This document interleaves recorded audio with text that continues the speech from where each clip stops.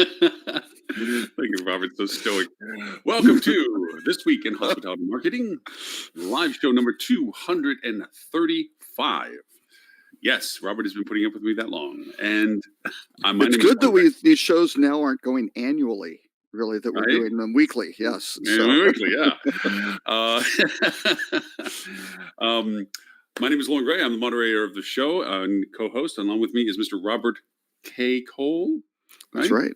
Yes. And you don't even know what that stands for, so that's okay. No, I'm afraid to even ask that, but with Mr. Robert K. Cole, he is the owner, founder, creator, president, El Presidente, CEO, CFO, CIO of Rock Cheetah.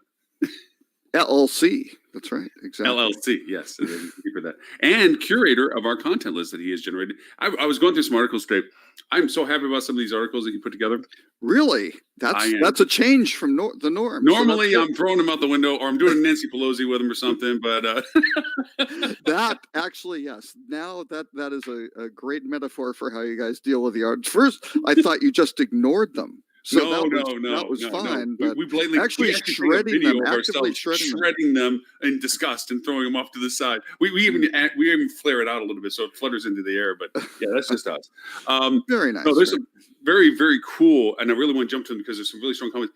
And I'm really happy for independent hotels on some of these articles because it is beginning to show the wear down of brand. I really think there's some articles you have in there that I am very happy with. First off, I do want to make a note for those who haven't subscribed to Mr. Robert Cole's email list of this distribution. There's an easy way to do it now. Yes, please tell us. All you do is go to bit.ly, so bit.ly/rockcheetah, lowercase ROCKCHEETAH, and there you go. You can register for the list. Excellent, because that is what we use as our baseline for conversations for the live show when we don't either have a guest co-host with us, which we're going to have. We actually have 3 in the wings right now that we're scheduling with, and they're very fascinating. One of them is the video, a customized video one that they're doing. Jason, I'm trying to get scheduled time for him. That is going to be a fascinating. Jason Fried? Huh? No. I want Jason too. Jason Fried's another Jason. Jason Fried is going to get on as well. And then Jason from the movies, from the horror movies, he would be fantastic. Well, then we'd have to have the background noise. Okay. I'm sorry, wrong Jason. Which Jason were you speaking of? Well, it's going to be a surprise once we announce it. But it's a software that puts in customized video in the email workflow.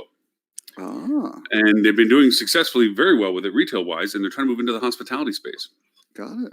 So it's going to be a fun co-host to this. But all that aside, with your list today, I want to take your top story and work down from there, if I may. So the top story being the preview of the coronavirus, or the no, actually, that's what I want to for the newsletter. Yes, for the newsletter. If anybody needs to subscribe to it, so they get onto this. But what I was happy about with you put into your newsletter prior to listing the topics was that there is a decline. 2 days now. Slight. 2 days in a row, but hey, we will take a trend. Yeah, exactly. Yeah, so the hope is that is a beginning of a trend, that they are containing it. When you think about the scale of how they've been, to first off, shut off flights to a country of that size, that magnitude is massive. But also, too, the city of Wuhan that started this is bigger than Dallas. Oh, yeah. By twice. And they literally shut that city down. Can you imagine that? Well, in the province, 45 million people basically locked down because of the virus, which is a staggering number. And yeah, again, it's a very, very complicated issue. And not that I'm defending the Chinese government, but in some cases, it certainly was SARS. They downplayed it and let it go for a couple of weeks, which wound up in kind of explosive growth of the virus, unchecked and spreading around the world. By the time it was notified, which was bad, right? Because you've got the best way to defend against this stuff is certainly early notice. But again, you don't want to panic people unnecessarily, right? True. So there are some balances in there. But this is a tough virus because the good news is it's not as I mean, for the people who've passed away, you say it's not as there's severe. no It's news like, about it. yeah, No. yeah, this is bad. But it's not as bad as SARS and MERS The were. lethalness of it The is not lethal, as yes, severe. right. But it spreads faster, so it spreads more like a common cold, which is really bad. And there So was a it's stat. kind of, yeah, and you wind up with more people dying because you go, oh well, yeah, it's not very reassuring. Go, well, your percentage chance of dying is lower. Oh, but you have a higher chance of catching it. That's not the greatest trade-off. Well, there was also the sad news reporting that the doctor, the whistleblower, as it were, the one that was trying to raise the alarm of this, right, who was actually censored, that he was not allowed to pass from it. Yes, and which is sad, because you can imagine, the stories being told about how he probably tried to do everything he could to contain, help with what anybody would, and by doing that, he lost his own life. And with a 2-week incubation period, that's tough because, again, it's the whole privacy versus security continuum, right? Well, look at the cruise ships that are stuck in Hong Kong and Japan. Well, actually, man. It's not stuck in Japan. It's just going back and forth in the water. Right. And those are huge problems because you go all the people, and there's discussion. This is a violation of human rights because if you don't have it, right, then it's like, why are you locking me up with people who do have it? And even though you think you've one of the interviewees on the boat, there may be people around who do have it that you don't know about yet. It's complicated. Right. Well, and like one of the interviewees on the boat went over and said, "We're all held suspect. We're on this boat stuck, held suspect. Yeah. Because we can't tell who may or may not have it, and how we would or would not get it. And we're, can you imagine being in an interior cabin on a cruise boat for what will be 2 weeks? It's better than being out there getting exposed to the virus." True, but man, talk about staircases. Those cabins are kind of, anyway. So, well, you got all that being said and done, it is a newsworthy item. You probably have a small TV that hopefully is in color, and you can watch a ship, the ship's channel or something like that. I'm hoping that because it is a discussion with my clients. It is a discussion of impact on destinations. I have clients in markets that are already affected by travel changes from this.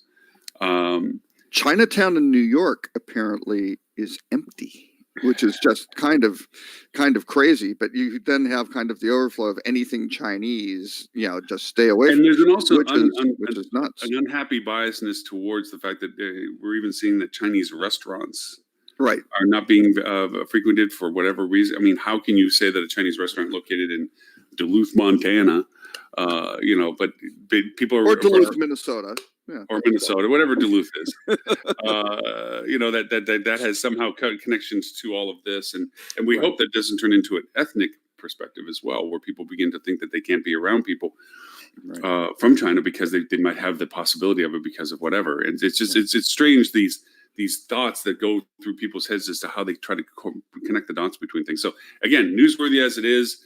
Hopefully the trend does continue in 2 days where the numbers dipped a little bit, and there have been days where there have been dips in the past. I mean, so it's not necessarily we're out of the woods, because at the end of January, I think they had one day where it went from 992 new cases to basically only 600, or I'm sorry, no, it went from about 1,800 cases to about 1,400 or something, or 1,500, something like that.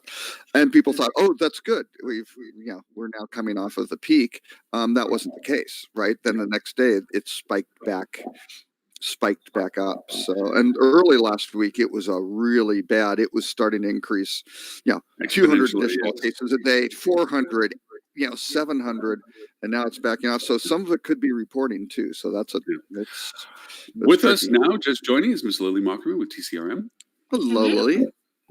And Think Up. Excuse me, I must make sure we have both sides. Oh my gosh, you got both of them correct today, Lauren. I did my homework today. February, and now you're all set.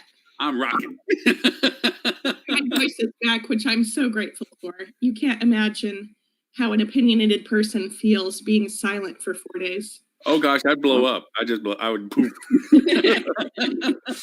Now, see, I just argue with myself. It's fine. If schizophrenia, you lost that argument a long time ago. It's pretty good, yeah. Dude, you lost. Oh, shut up! That's a horrible point.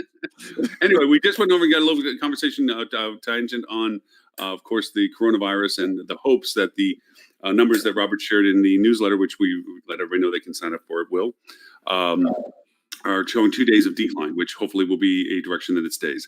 But I also told him from the articles he shared, I'm actually very excited, and especially from an independent hotel point of view, because I believe some of these articles are indicative of brand deterioration. Oh dear. Oh dear. Well, okay. Again, I would like to start with the CIO part first. Okay. Okay. And I'll lend to my common theme for all of this, that the items that were brought up in this article about the challenges about what a CIO should be like. I think the article starts out by saying you can't be an average CIO, chief information officer, whatever you want to call it. But the idea that you have to be this adaptive, and they went through and broke it down very nicely as to all the skill sets they believe a current successful CIO or tech officer should have. But the key element to this that I think points out is the rigidity of large corporate operations. Right. And the slowness of their inability to make these kinds of changes, where smaller ownerships or direct ownerships or standalone hotels of their own merit, this is lightning fast turn on a dime capabilities. This is take the list and make it happen kind of stuff. Where most of the large organizations, these stacked on legacy systems, this incredibly complex, they got to move the mountain for everybody.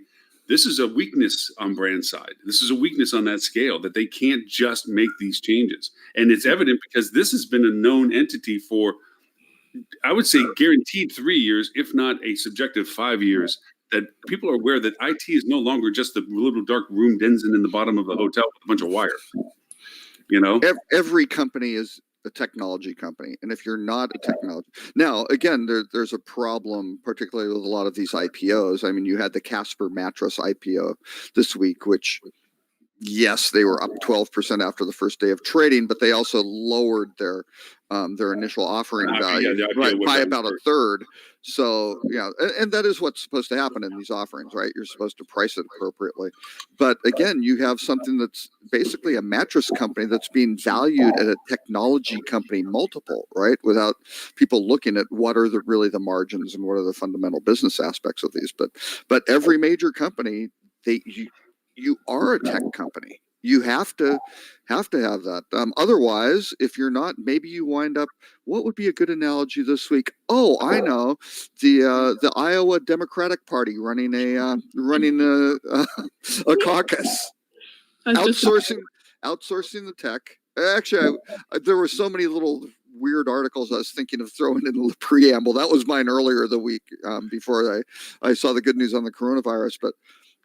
That was just crazy. I mean, that app was developed basically by Democratic Party insiders, right? Who are kind of doing some tech stuff. And they go, hey, instead of like volunteering for these campaigns, we can go make a bunch of money by doing technology, which is fine, right? The kind of entrepreneurial. I like the key element that they didn't test it. Oh no, it's worse than that. Apparently, it was something fairy. It was I can't remember the name of the actual platform that they used. No, it wasn't Test Fairy, but it was something like that. They didn't even use like the enterprise version. They used like the freemium version, which only allowed 200 simultaneous users, right? And you go, wait a second, you've got 1,600 precincts. So I mean, these guys, it was poorly designed. Obviously, they said, well, we tested it. There's a fundamental difference between unit testing, which is each little piece of component go, hey, yeah, you could log in. Hey, you can do this, versus end-to-end testing, which should ultimately be. I'm not saying that they didn't try logging in. The problem was. No, I'm talking about the fact that they hard tested it in scale with what they were going to be using it for. That's testing. But user acceptance testing, right? Here is what it's supposed to. Does it do what it said it was supposed to do? So you do it end to end from, hey, we were able to download it from the from the site, which again, it wasn't in an app store. It was some sort of side loaded, God knows how they got it, because it wasn't production ready software. Two, does the reporting wind up actually getting delivered to the servers where these things get counted, and are the numbers in the right column? But they had a proper backup. They had 2 people standing by on phones.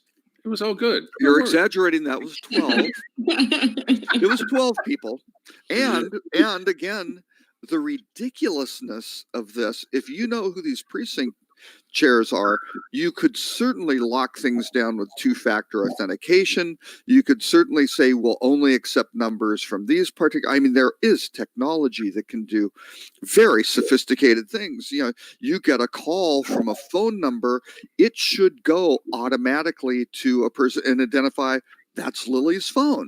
Oh, she's precinct 413 versus Lauren's phone, which is 827. This is very, very available That's all right. technology.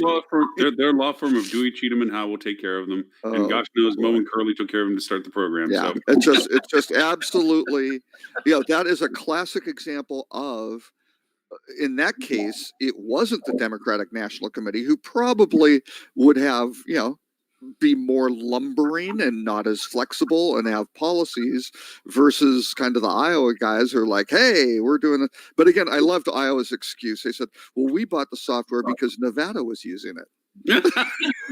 So it says every CDB in the universe. Right? Well, good. Nevada didn't test it either, obviously. So yeah, I mean, this threatens to veer into very political governmental territory as opposed to our normal topics. But I will say, number one, this is not necessarily, it's the thought that counts, because the thought of moving to the next generation of being tech focused, I think, is a good idea. And obviously needs some help on execution. But I can't say I'm surprised, because I still remember the original launch of the Obamacare website. Mm-hmm. Oh yeah. Well, and that was purely a load testing issue, right? They just, you know, the servers couldn't handle load because the load was much higher, and you certainly have a big problem if you do run into situations where it's over capacity. People keep hitting reload, right? Because, oh, what's wrong? It must be a browser issue, and then all of a sudden your traffic is quadrupled and quintupled, you know, whatever it may be, which it's bad. But again, there's software to do that. They call that a brute force attack, by the way. Yeah, well, but even in that case, you can simulate these now. I mean, you've got these massive banks of cloud computers with the, you know, systems which can go replicate every kind of device. You can time it. You can have them doing different things. And again, the more sophisticated you are with your testing, yes, it's probably going to be more expensive. But guess what? You've reduced your risk. So that's the trade-off. If you were to broadly paint the parties as Republicans being more traditional and Democrats being more progressive, it's a little surprising to see both of these technology issues coming from the Democratic Party. Oh, but there's a whole show we could do if it was relevant on how government sources all of their things and how they overpay for things, and you know, all the different challenges that we have with governments selecting any type of product, especially technology. Right. Well, it's the whole, you know, try to make everything standardized, one size fits all, simplify things, and then you wind up getting all these bizarre exceptions. No, I know. I was critical at a government. U.S. government was one of the departments was my client for 5 years, and they made me fly on basically unrestricted coach airfares. And I'm sitting there going, why should I pay $1,800 round trip for, you know, this? I can get first class for less. And I go, no, you can't fly first class. You have to be on an unrestricted. You need to be able to cancel it and change it at any time, because again, the rule was set up for flexibility. So somebody said, oh my God, we have to stop getting charged for airfares that are non-refundable. Look at how much we're spending. So what did they do? They made a rule. It's like, yeah, every airfare we spend, we're gonna pay triple, quadruple for. That's an issue, right? So, Robert, you know how we never get to your whole list? I'm beginning to find out why. Well, we're being no, it's normally not me. It's normally not me. I want to. There's so many. You have really, honestly, you create, as always. Your list is awesome. This one I'm really keen in on. For some reason, this week I'm going, oh yeah, wait, Lauren. There's a cause and effect relationship. If you read the list first, you will sometimes find articles. I'll take it. There's been weeks. But actually, one last thing, just politically, because Tim isn't here, who normally just loves Is to our rave on correspondent, right? 'Cause he loves topics. talking politics. Is particularly social media. The Republicans are much better at it than the Democrats. Much better for, basically weaponizing it, which if you're a marketer or a politician or whatever is the same thing. How do you use this tool, optimize it, use it most effectively to achieve your objectives?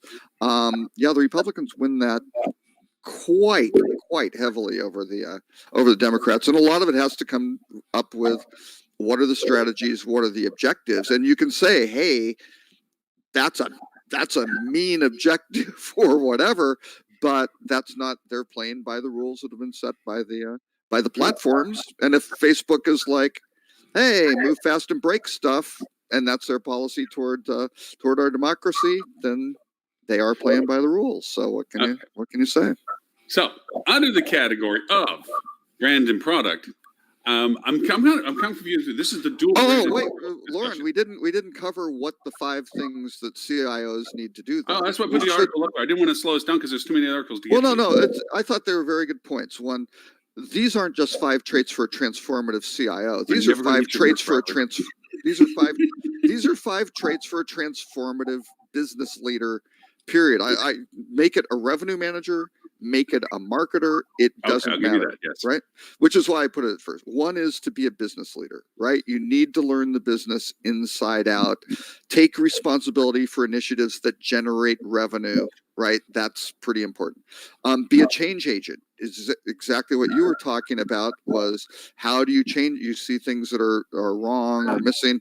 How do you make that work? By partnering with other business leaders, articulating why you need to do this, and then having an integrated plan that highlights the risks and the dependencies of the organization, not just your little area. A talent scout, right? I mean, how do you attract top talent? Build that up internally, right? And how do you find it externally? Be a culture revolutionary. Engineer a true community, and then you model and support that collaboration so people are working together. And then finally, and this for an IT thing, and you could call it a tech translator or a marketing translator or a revenue management translator or whatever it may be, but to be able to express what's going on in your part of the business overall, so make the business implications very clear. Right? So you can say, not just, we want to do this, that's really cool, but we want to do this, here's how it helps the business. I thought that was just a great article from the McKinsey folks on how to make business work. So I did. I thought it was a great article as well. I do completely agree with that. Okay. Meanwhile, back at the ranch with Grandma. Don't call Lily Grandma. That's so mean, Lauren. My dual branded hotels. More bags under my eyes today. No, I wasn't referring to it in that sense. It's just that there's a whole other end into that statement, but it might be considered inappropriate. Well, see, I took the ageist approach of that, which would obviously apply to me, and the sexist dimension to apply to Lily. So you basically offended both. I'm mutually insulting everybody. Yeah, no, I don't mean it in any bad context. Other than, do dual branded hotels outperform single branded hotels? I have one primary question, and that is, why is a real estate professor our contributing author on this? Why? Because it's real estate. It's hotels. Don't diss Checky. Checky's a great guy. No, I'm not talking about Mr. Dev. I'm talking about Eva. Oh, I see. Okay. I was actually coming up with a different question, and granted, this may be answered somewhere in the 18-page report, which I have not yet all the way through. But when they said that there were mixed results, I wondered, when they said that they were comparing to similar, I wondered if they did like brands exactly. So, for example, with the AC Hotel and the Residence Inn shown in the picture, if they were comparing that dual branded hotel, did they compare it to another AC Hotel and Residence Inn in a similar market?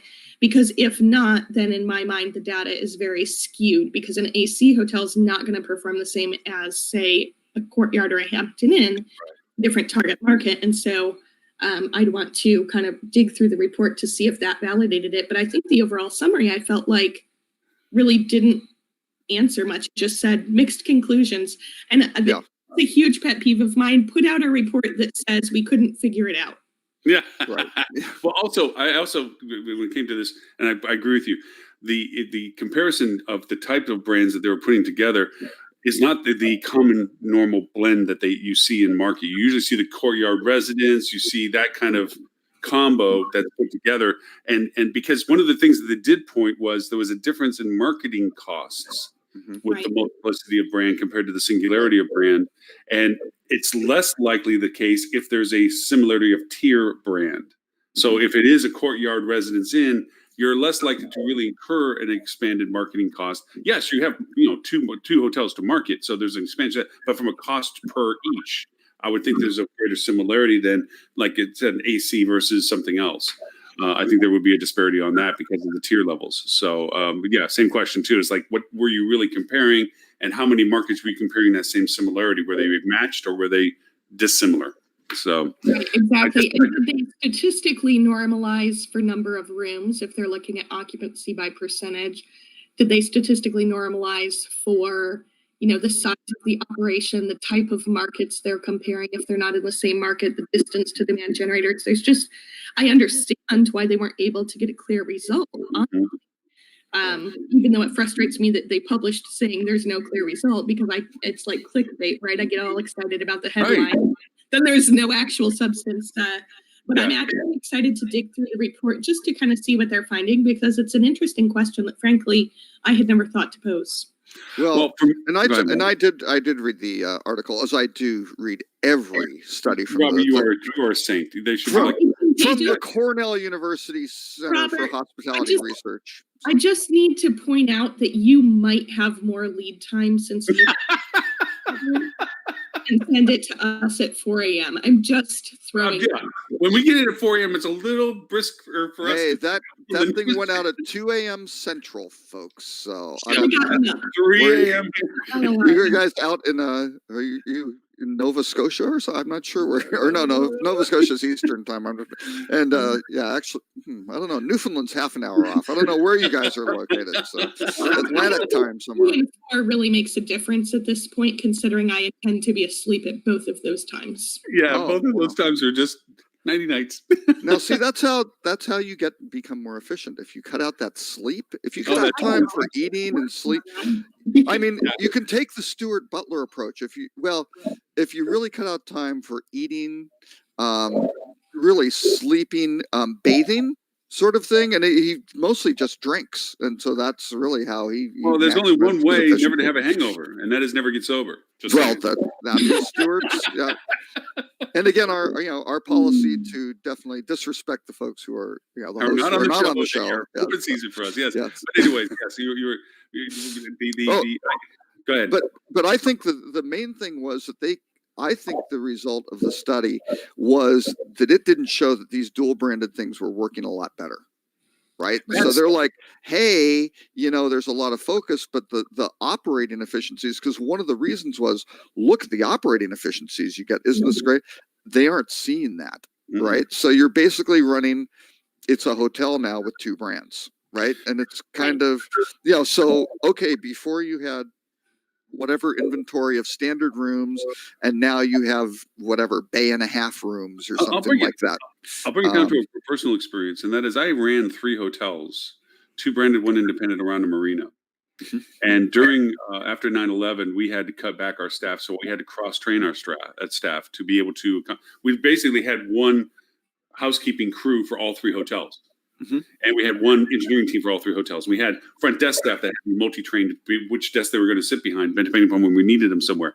And I can tell you the increase in cost, time, and things to do that, and then to lose those people potentially because you put investment into them that they know all brand standards for 2, what the independent standards for the 3rd, they're cross-trained on softwares and so forth. And now you're almost held hostage that you can't replace them as easily, because if you bring somebody on board, the learning curve and the unusability of them is long and pronounced. So there is a lot of things that don't get, I think, directly attributed to the value proposition. And to your point, Robert, I think it points out that where brand was saying, "Oh, let's stack them up like in New York. We have 3 brands on top of each other. Look at how easy and efficient this is." It didn't prove anything. It didn't help the brand value proposition to say, "Oh, let's put lots of flags over your building, and you'll get different demands for your clients." It doesn't. No, it didn't. Right, because you're basically. Go ahead. Having worked at the original dual branded hotel, before dual branded hotels were a thing, which is the Brown Palace Luxury Hotel in Denver, which shared a skybridge and meeting space with the Comfort Inn, which you could pretty much not get more disparate in your dual brand. They definitely sold separately, but again, we shared the efficiencies back and forth. There was typically one MOD over both hotels and things of that nature. But the interesting thing that I found that made it more of a revenue management proposition was we would get into group selling situations where you might have all your VIPs at the Brown, but your regular delegates at the Comfort Inn, or you might split the block based on who was able to pay more for the Brown and who wanted the Comfort Inn level rates or the free breakfast or whatever the case may be. So I think that if you're in a scenario like that, there's I forget which brands are together right now, but there's a newish dual branded hotel complex right on the water in San Diego that I went to visit, and the way that the amenities are split out actually makes it very great for sports groups and different things like that. So from that standpoint, I could see them maybe attracting more guests. And if I understand correctly, that's not really the focus of the report and measurement. They were focused more on operational efficiency than operational. Are you getting a higher ADR and things like that? Now again, their results came out. They said the ADR was slightly higher, but again, these are brand new hotels, right? Yeah. Versus so I don't know, and I think you have to dig into what are what's the basis for them, but with to continue with people with the bingo cards, with Four Seasons, we opened a hotel, and again a long time ago, 1982, a 400-room hotel, but 25% of the inventory were what they called, quote, Four Seasons rooms. They were beautiful rooms. They were 50% larger. They were curved on the end. They had balconies, very different from the standard rooms, which were still ample size, just great, right? I mean, they had half of them had bidets, half of them had stall showers in addition to tubs. Spectacular, and it's still the Omni Mandalay. It's a great hotel. It didn't work financially. I mean, you were allocating 50% more floor space to these rooms, and you were not generating a 60% price premium, right? Which is really kind of the bottom line from a real estate perspective on these. So it was a dismal failure. Great hotel. And then really interesting operational challenges because you had so much inventory. And again, this was kind of the within one building, right? And even on a floor, every floor had 4 of these things.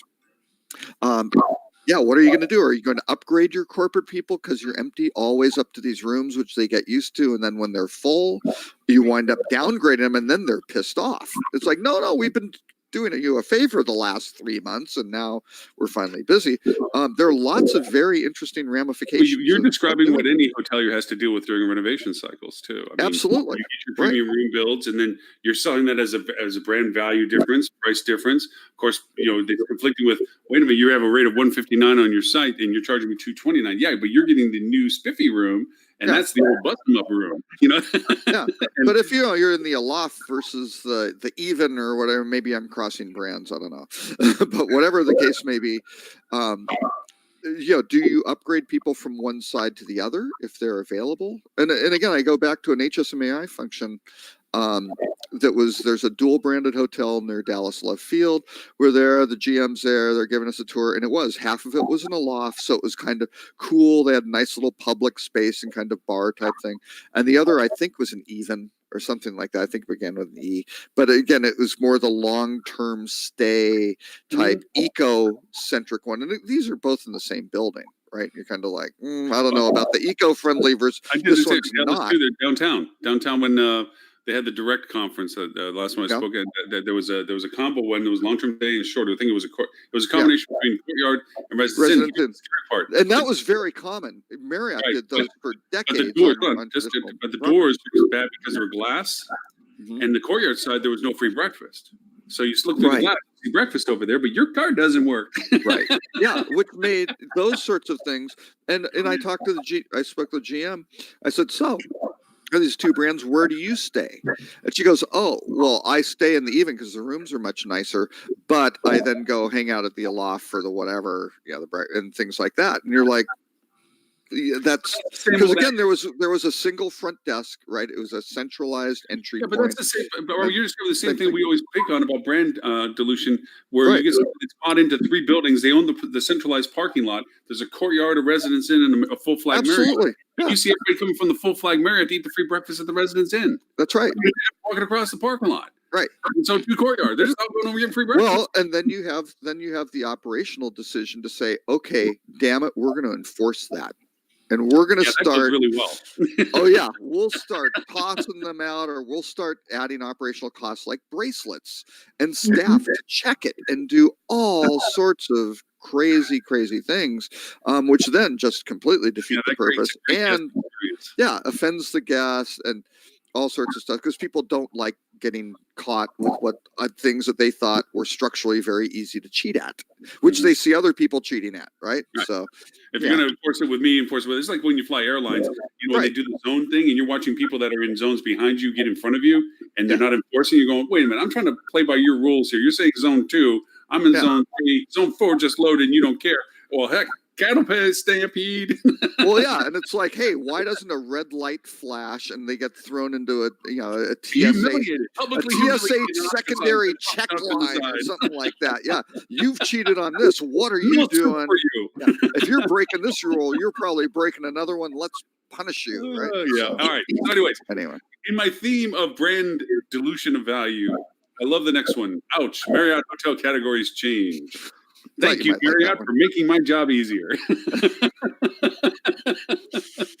It's funny because this was written from the traveler perspective. Meanwhile, I'm reading it from a revenue management perspective and like, oh my gosh, these hotels are so excited that they're getting a higher absolutely reward. I'm like, oh, thank you for handing me a gift this year. Now I get to go over and have even a stronger argument of why membership is now a carrot on a longer stick. Why are you so worried about gaining points with a brand that doesn't care about whether you can actually redeem them? Because you'd have to stay half of your life in a hotel to get the other part. Well, one thing that has always eluded me is, and I've probably said this on the show at some point before, but I'm loyal to 2 brands. Southwest. To which? What was the other one? Amazon and Amazon. Yes. So the reason that I am is because with Amazon, I have complete peace of mind knowing whatever I order, I can return if it doesn't work out exactly the way that I want for free. And with Southwest, I can change my flight at any time that I need to, which I do frequently. My assistant will let you know just how annoying that is for her. But I might go standby, or I might change it, or I might, I like the prerogative of having all of this flexibility with no attached fees. And I feel like brands' loyalty programs are doing the opposite. They're like, okay, the more loyal you are, the more rules we have around how exactly you could do it. And eventually it's going to get so frustrating for people that they're just not going to do it. I mean, I would be loyal to a hotel brand if, number one, I ever actually stayed on my own dime, which doesn't seem to happen very often. But 2, if I had flexibility. So if I knew that I could check out early, check out late, whatever, not have the same cancellation policy, basically removing restrictions would be more meaningful to me as a hotel guest, that and a case of free water, because I'm just like that. But that's what would be meaningful to me. Like, the points are nice, and I love redeeming free flights on Southwest, but I don't get points on Amazon, and I'm still fiercely loyal and do all my shopping there if I can help it. Sure. Robert, you're no audio. Robert, you lost your audio. Wow. This gives us a chance to talk, Lauren. The gods have answered.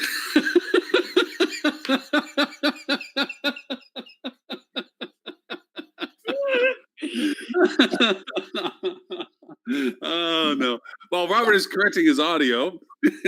A silence follows on us all.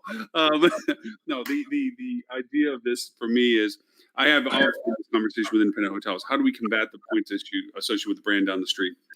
And even to one point, I had a client in Virginia, and they had a huge loyalty base that came to the hotel, restaurant, everything. They loved everything, and he started getting approached by people as the courtyard down the road was getting built, saying, hey, I love you, but I'm going to start staying at the courtyard because that's the points. I'm, business travel. Most of the travel through there was business. I get my points so I can bring my family for vacations. So we started mapping out what the frequency pattern of our guests were and how much it would mean in the sense of value proposition points that they would accumulate with the competitor down the road. So, and we literally offered cash, credit, a gift card of X dollars, depending upon their frequency of visits that we had historically with them, and said, this is worth it for us. Get your points anywhere else you travel to, but when you travel here, stay with us, and we're going to give you this because of it every time that you come in the door with us. And they kept them there because at the end of the day, it was not something they had to go through this hoops and valleys with. They knew they were going to get inferior in comparison to what they were getting by staying at the courtyard. But the long tail of that would be that they get the points, for down the road. And we're like, no, we'll just give you cash. We'll give you the value proposition of what it means for you to stay with us. And that means that you can go get your points elsewhere. And so it worked. You can't say that that's a solution in all cases, but this makes it even easier of a discussion because we have taken some of the best benefits of what membership means, and really we're translating it from an independent point of view as engagement, personalization, identification of your guest value to us, what we know about you, how we communicate with you. Not that we're trying to create this incentive frequency program with you, this carrot on a stick program, but rather we want to know that when you come in the door, we know what you want, we know what we can provide, and we want to be able to give you as a reward for your loyalty to us every time you come in the door, not because you come in enough times through the door. And that's really, this makes it so much nicer for me because now it's like, my gosh, where does the break point happen where the average traveler says, what am I doing this for? These points, I have to go find another 5 or 7 days worth of travel just to hit the minimum to be able to have enough points to go where I want to go on the redemptions. It's not worth it. Right. To get free Wi-Fi, or again, they haven't really drawn that line yet. But if that would be a powerful one, right? Hey, if you're a member of this program at a certain tier, you get the Wi-Fi, and then you have to pay. Huge dissatisfier.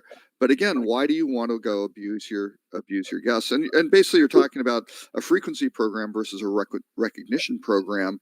And what you want to do, the recognition is the important part. And if you can recognize people who stay more and pay more, that's great. They're a more valuable customer. Maybe they should get recognized more. But I think you wind up more groups have to look at it from a value perspective, where you say, whatever it may be, 2% of your purchases, right? Or 5%, whatever, however rich you want to make it. But let's just say 2%. You go, okay, I'm going to go fund that into your account. And maybe you can use it for, whatever, in-room dining. You can use it for anything. Use it for your next stay with us. We don't care. Or if you don't want to use that, here are a bunch of charities that we support, which we think are really good. Would you like to donate it? Boy, that's a tremendous signal between, what is this person's dedicated? What do they want to do? Are they in it for the benefits of the freebies? And then you can say, oh, they're doing it for cash. They're doing it for upgrades. They're doing it for other value benefits. Incredibly valuable signals for how you engage properly with that individual and what makes them tick. But not happening right now in the hotel industry, that's for sure. Lots of other retailers, other groups are doing it. But I'm going to do a little bit of bragging. One of my clients, which is in San Antonio, and Lily knows which one I'm talking about. He owns the restaurants that are at the base of it. They're very popular restaurants. He actually owns 9 restaurants in the market. And these restaurants are just absolutely top cellular, 4.9, 5.0. We review restaurants all the time. And everybody that comes to the hotel, it's a small little boutique hotel, gets a $50 credit to the restaurant. Mm-hmm. Yeah, everybody, not just awesome to sell this hotel because it's like not just if they book direct, right? If they book through an OTA. Oh, I give it to them through the OTA. Right? Well, everybody gets it, but what we're featuring is that if you book direct, we highlight it. We don't highlight that you're going to use an OTA because what they do when they come in as an OTA, we're going to say, hey, look, we give a $50 credit to everybody that comes and stays with us. We notice that you book through Expedia. We'd like to extend that to you as well. We just have your email so we can reach to you directly next time.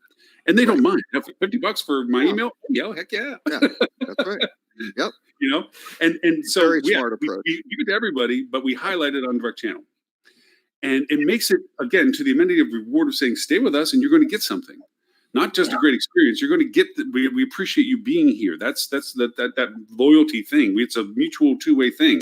We want to be loyal to you by showing you you're a value to us, and we would love you to come back because of it. So, yeah, it is a huge sell value on that. And plus, the nice part of it is that we're going to start creating incentives for them to travel the city. Where if they go to other restaurants and we give them a little pass book, and if they get enough stamps, we just recharge that card. Like, hey, you get another three restaurants, we'll give you another $50.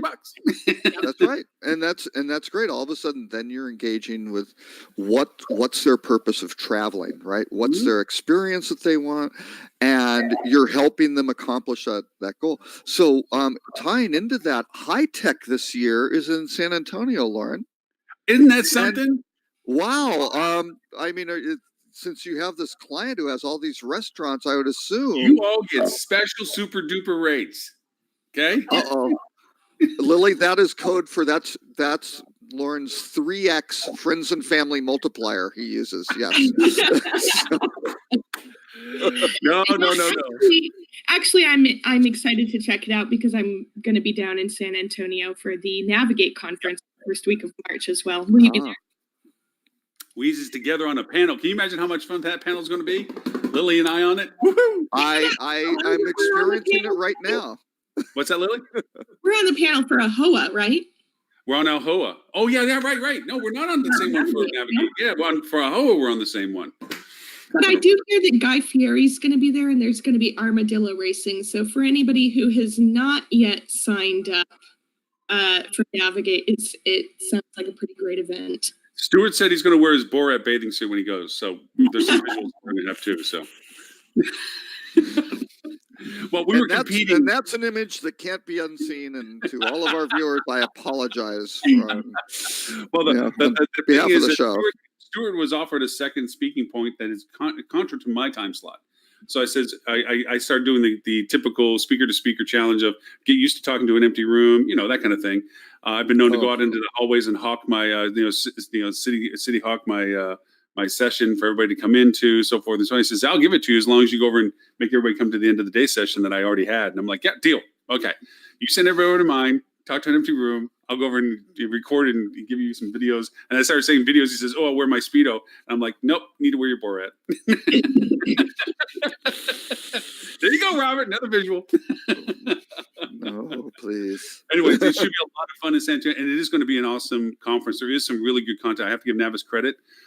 They're not sponsoring anything. There's no money, anything. Just we're happy that we're able to speak with them and all. But they really are dedicated to content development. And yes, they are trying to sell their product. No, everybody else is. But the idea of it is that mainly when they were outlining what they wanted to have us talk about, it wasn't centric on their software. It was centric on the content. So appreciate it. And I think it's really interesting because it's one of the few that I would look at the agenda and say, okay, I would attend this as a non-Navis user because I can still get something out of it. Whereas in a lot of other user conferences, that's just not the case. But I guess while we're on the topic of user conferences, I believe there was a little something in here about the Oracle conference. Yep, there was. And I was present for the session that they're talking about. Oh. And I really appreciated the way that they went about kind of outlining all of the challenges and what they were doing to enhance it. I'm intrigued to see what exactly comes of it. A lot of it, because this was heavily attended by technology side of the business, a lot of it was geared towards vendors and how they can create APIs with Oracle to create, add-on solutions that aren't produced by Oracle. Right. But there was still a lot of talk about the expensive nature of the fees. The only question I sent in that they didn't get to, unfortunately, was how are you going to shorten the turnaround window for people who want to install Opera so that there's not a 6 to 12 month waiting period that's realistic in today's business. So I didn't get that one answered, unfortunately, but it was a good session. Unfortunately, I wasn't there for very long, just a couple of hours, because that's, I think the reception at Oracle is probably what caused me to lose my voice entirely. I tried to power through that one a little too much. But overall, it was nice to see them just being transparent and honest and realistic about what the challenges are internally. And now I think the litmus test will be, what do we see actually happening? Well, and the leadership now is Alex Alt, Right. former Rosewood, kind of deal guy at Rosewood, who then went to Sabre and Synixis, and David Meltzer, right, who's there also. So it's kind of the old Sabre Synixis team who are now in charge of the Oracle hospitality stuff. But that has been, I'm still surprised. And I know those folks really well. I understand their challenges, but Oracle's owned that stuff for 5 years. Right. I mean, that is a long time in the technology world. They came in with, I don't know what the number is, 40,000. What's the installed base now of Oracle total? It's something like 40,000-ish or something like that. Properties. And still, did they say how many were on the cloud platform? It's still under 2,000. I mean, it's well under 2,000. I have an opinion on that too, shockingly enough. We work with properties on both the cloud and traditional. And to be completely honest, I think that one big thing, well, first of all, it's the cost. It turns out you can't just go to the cloud. You have to pay to go to the cloud. Yes. It's like buying a new PMS when you weren't planning to buy a new PMS, which is a big barrier to entry. Yep. But the properties that have started out on the cloud, the layout, although supposedly easier, is not easy for somebody who's used to Opera. They've basically kept similar functionality. Not much has been enhanced, in my opinion. It's really just a different layout. So that's the fastest way. I mean, just look at all the uproar on Facebook was making regular changes to their interface. People were like, oh my gosh, now I don't know how to use it again. Right. Have to start all over. So I think that's been the biggest challenge, probably outside of cost, is it's almost like learning a new thing. But let's look at that from a business perspective, because we talked about, McKinsey said, what do you do from a business leadership perspective? One is the functionality hasn't been dramatically enhanced, right? It's kind of the same stuff that's been repackaged. So you aren't getting greater value in terms of functionality. It costs more. So that's a negative. And you have the training, issue of people being disoriented, which is a negative, which is why people haven't adopted. Now, the amazing thing on the other side, because the acquisition was Micros Fidelio, right? And so you had Micros in terms of point of sale system. Look at what Oracle has done with putting that stuff into the cloud. And it's awesome. I mean, that platform really takes full advantage of the cloud, works fantastically. But Oracle never put in the, basically the funding and the resources to make that happen. And again, in fairness to Oracle, you go through their interface, book. It's, I can't remember, 80 pages of probably 4-point type with I don't know how many columns for the matrix of what interfaces with what. It's a disaster, right? Because everything is just totally proprietary and custom built. And but again, they need to have a pathway out of that, which creates value for the hotel owners. And we'll see if they can do it. Oracle could do it. But the question is, can they do it with their desired margins and how they operate the rest of their businesses? Or, do they want to take a little bit of a loss leader approach to get hospitality on the path and then go try to dominate? Or if they looked at this and went, let's try to just keep what we have. I don't know. It's hard to say. Let me ask you a question of Lily. Lily, do you feel it better? You deal with them much more directly than I do when it comes to these kind of platform integration usages and so forth. Is it better to rip the Band-Aid off completely or to slowly transition UI interfaces? Like you said, look, it's completely different. Is it easier to just say, learn it new, or progressively change and frustrate? Because when you were talking like that, I remember in the back end for Facebook, you're talking about the front end. I was talking about the back end for Business Manager. They're constantly tweaking little things. Right. Women, I'm going in and it's like, where the hell did that go? It's like, all of a sudden now it's out of this instead of over there. And, and it's a little thing, but it's an annoying thing. And me, I'm like, well, just change it all at once and then I'll figure it out. And then there's other times where I'm like, well, I guess this is probably an easier way for just little bit by little bit. What is you already thought? What do you like one way versus another? Well, I think in this particular use case, it wouldn't have been possible for them to do a little bit at a time. Although I will say that there's a toggle in the new Opera Cloud where you can kind of view it the old layout.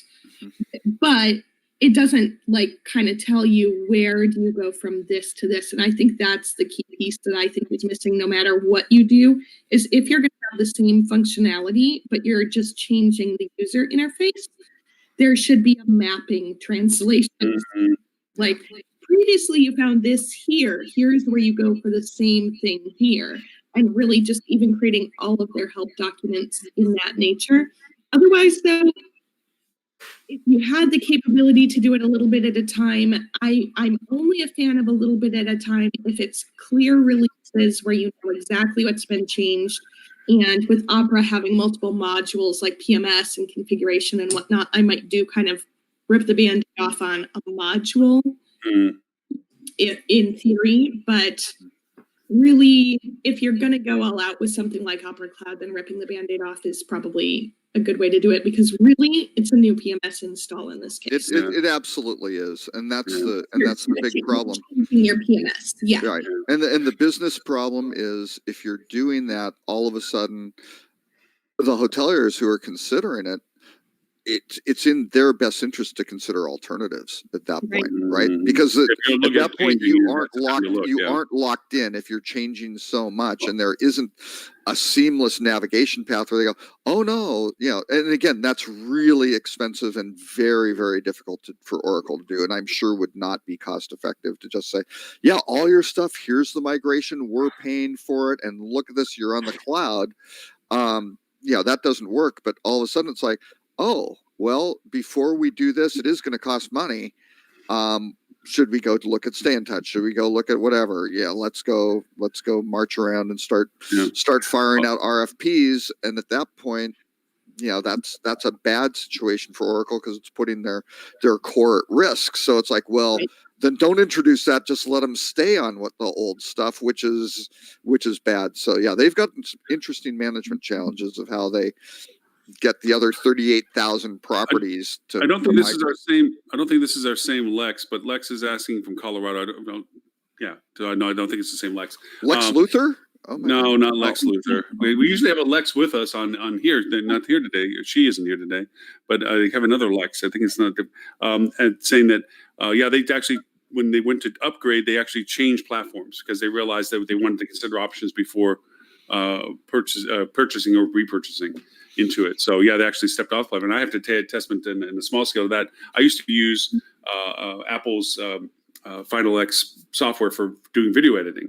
And then their last pro upgrade, they took all the professional tools and shoved them into subfolders so that the UI was more simplistic for people to use.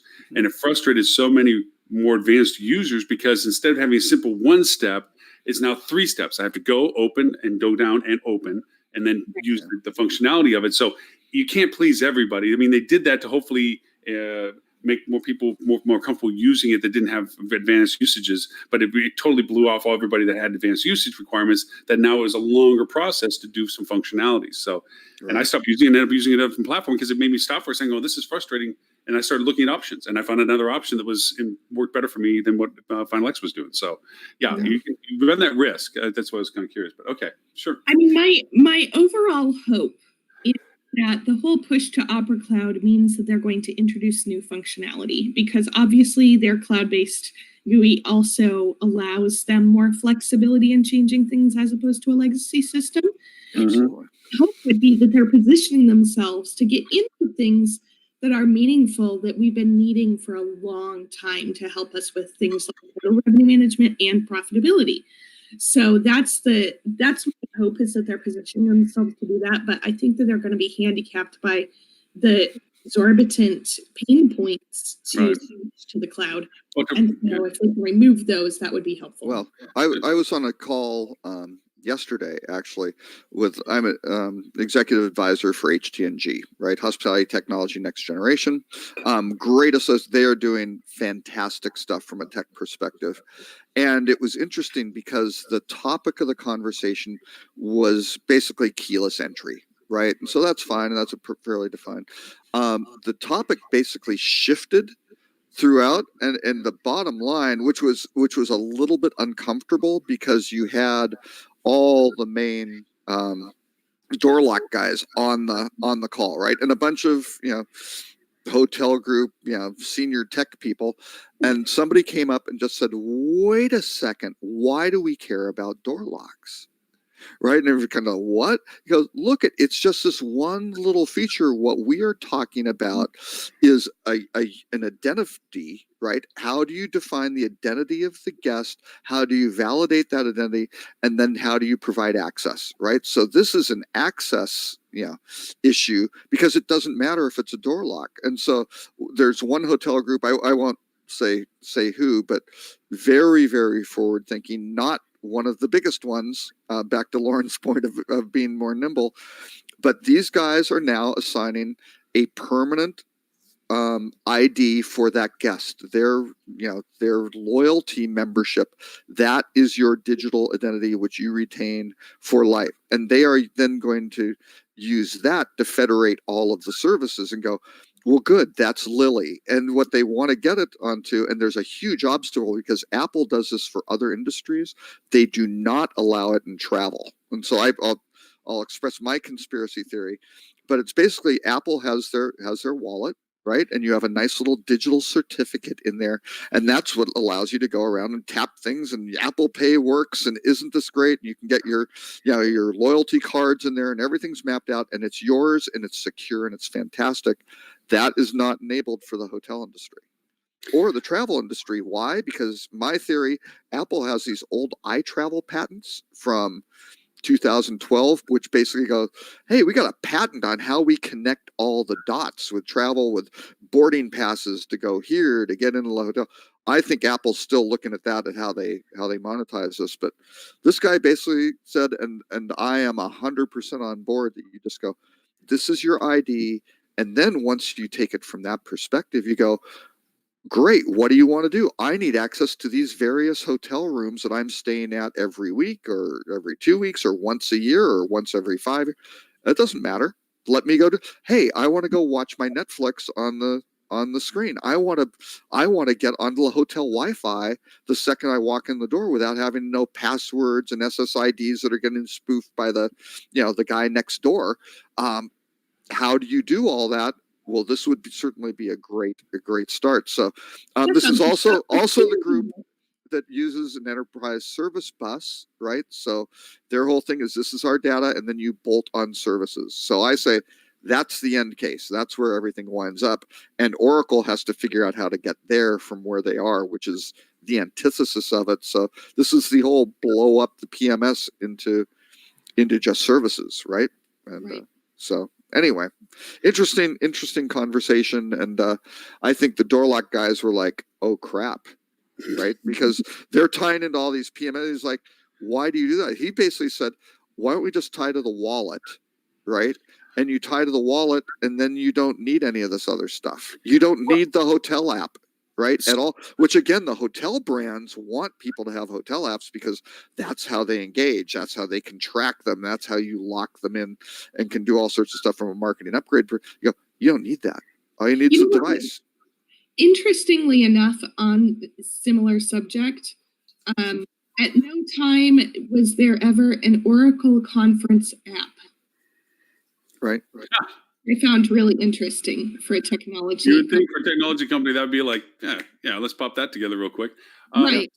Speaking of wallets, let's take the article of second wallets, because it's a term that's been often used. It's not in reference to what you just said, because that's an electronic wallet, but second wallet in the concept of how people financially segment their purchase decisions. Yes. And the fact that, and this is kind of like, again, I appreciated this article because it shows the blind eye that brand does compared to the more aggressiveness that independent hotels tend to approach. Because for independent hotels to be the mouse that roars in their market compared to brand heaviness at times, is the ability to show their additional value proposition beyond room and rate, which is considered what would be first wallet in the context of this article, which is, okay, how do I get there? How much is it? How much is it for me to stay? Where am I staying? Those are primary first wallet decisions. Then the secondary wallet decision is how much and where am I going to eat? What is it? And how much is I'm going to do when I'm there? And all those decision processes tend to be based on a different financial paradigm compared to the first level decisions. And that's where I always feel independent hotels have a strength in messaging.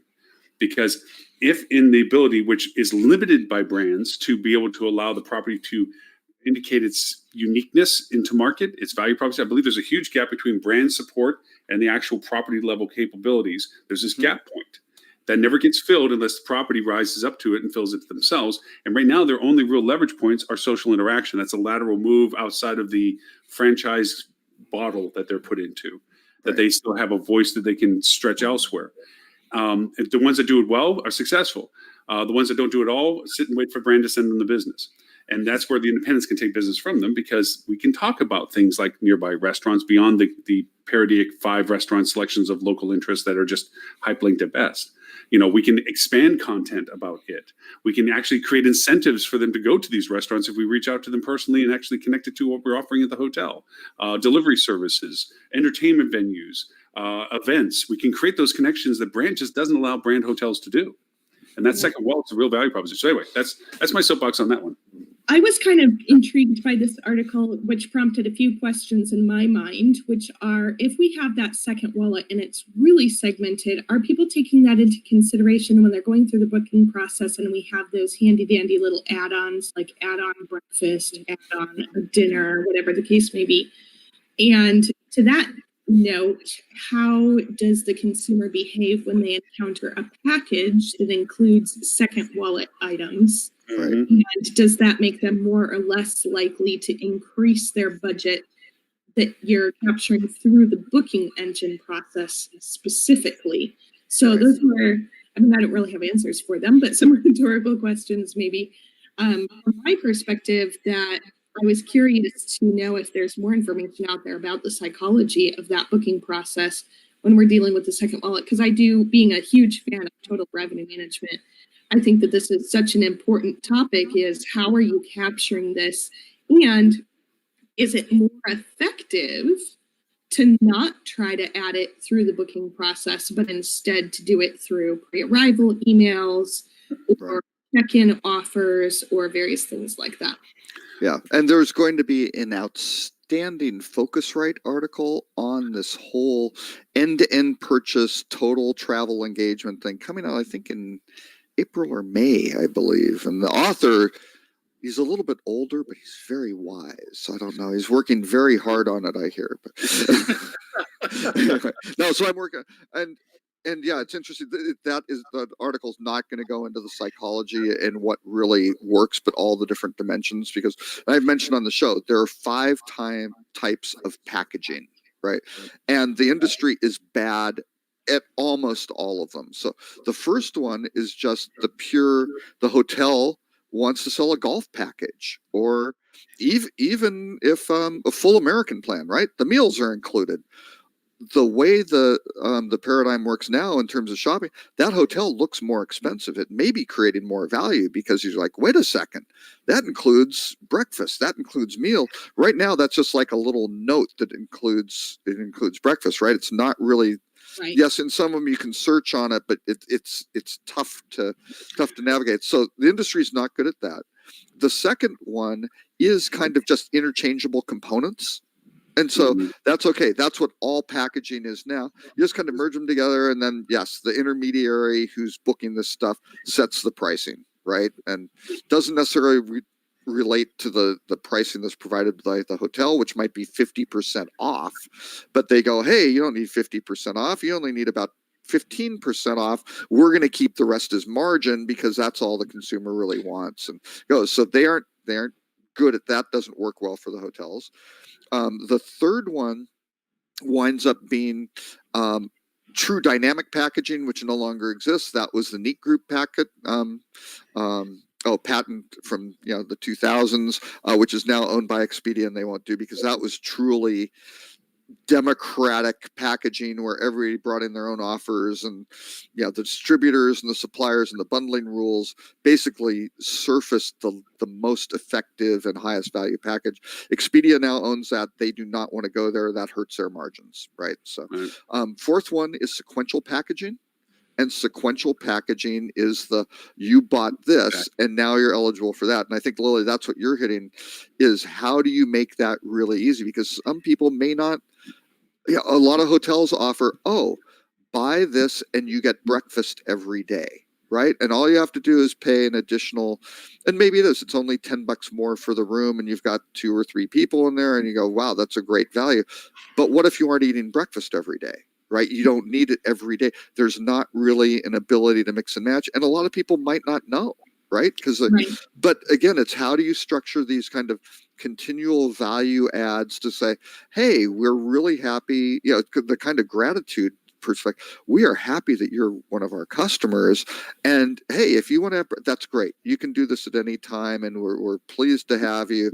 And if you book it in advance, you can save. If you kind of lock in, we can cut you a deal. If you don't want to lock in, that's fine.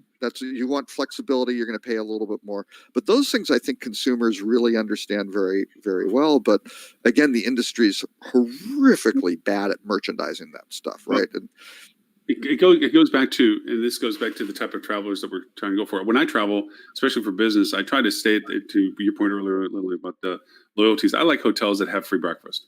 Right. I'm not a morning person. I'm not out to go seek new adventures and new discoveries. I'm certainly not wanting to go sit in a line that I didn't anticipate because I didn't give myself enough time to go to the restaurant and find out that me and 500 other people had the same idea. Who all want to get out really quick. Yeah. I don't mind the cattle trough of the residence inns worlds where you get, it's the same stuff. Now, to that being said, there's times like when I was just in New York recently, I went down and beautiful hotel, great location, and they had rubber eggs and turkey sausage. And I'm like, I just was not in the mood for rubber eggs and turkey sausage that day. Rio Plaza, Times Square, amazing buffet, very busy, expertly handled. I mean, the execution of that buffet, it was high volume, fresh food, well presented, clean, clear. They had it down. Yeah. Right. And those are nice rare experiences that happen to it. So that being said, I agree to breakfast every day may not be a breakfast that everybody wants every day, but 2 variations to what I've done with my clients that are answering to both of the things I think you brought attention to was I give them a credit to local places around there. We've done this with our New York clients where they don't have food and beverage operations.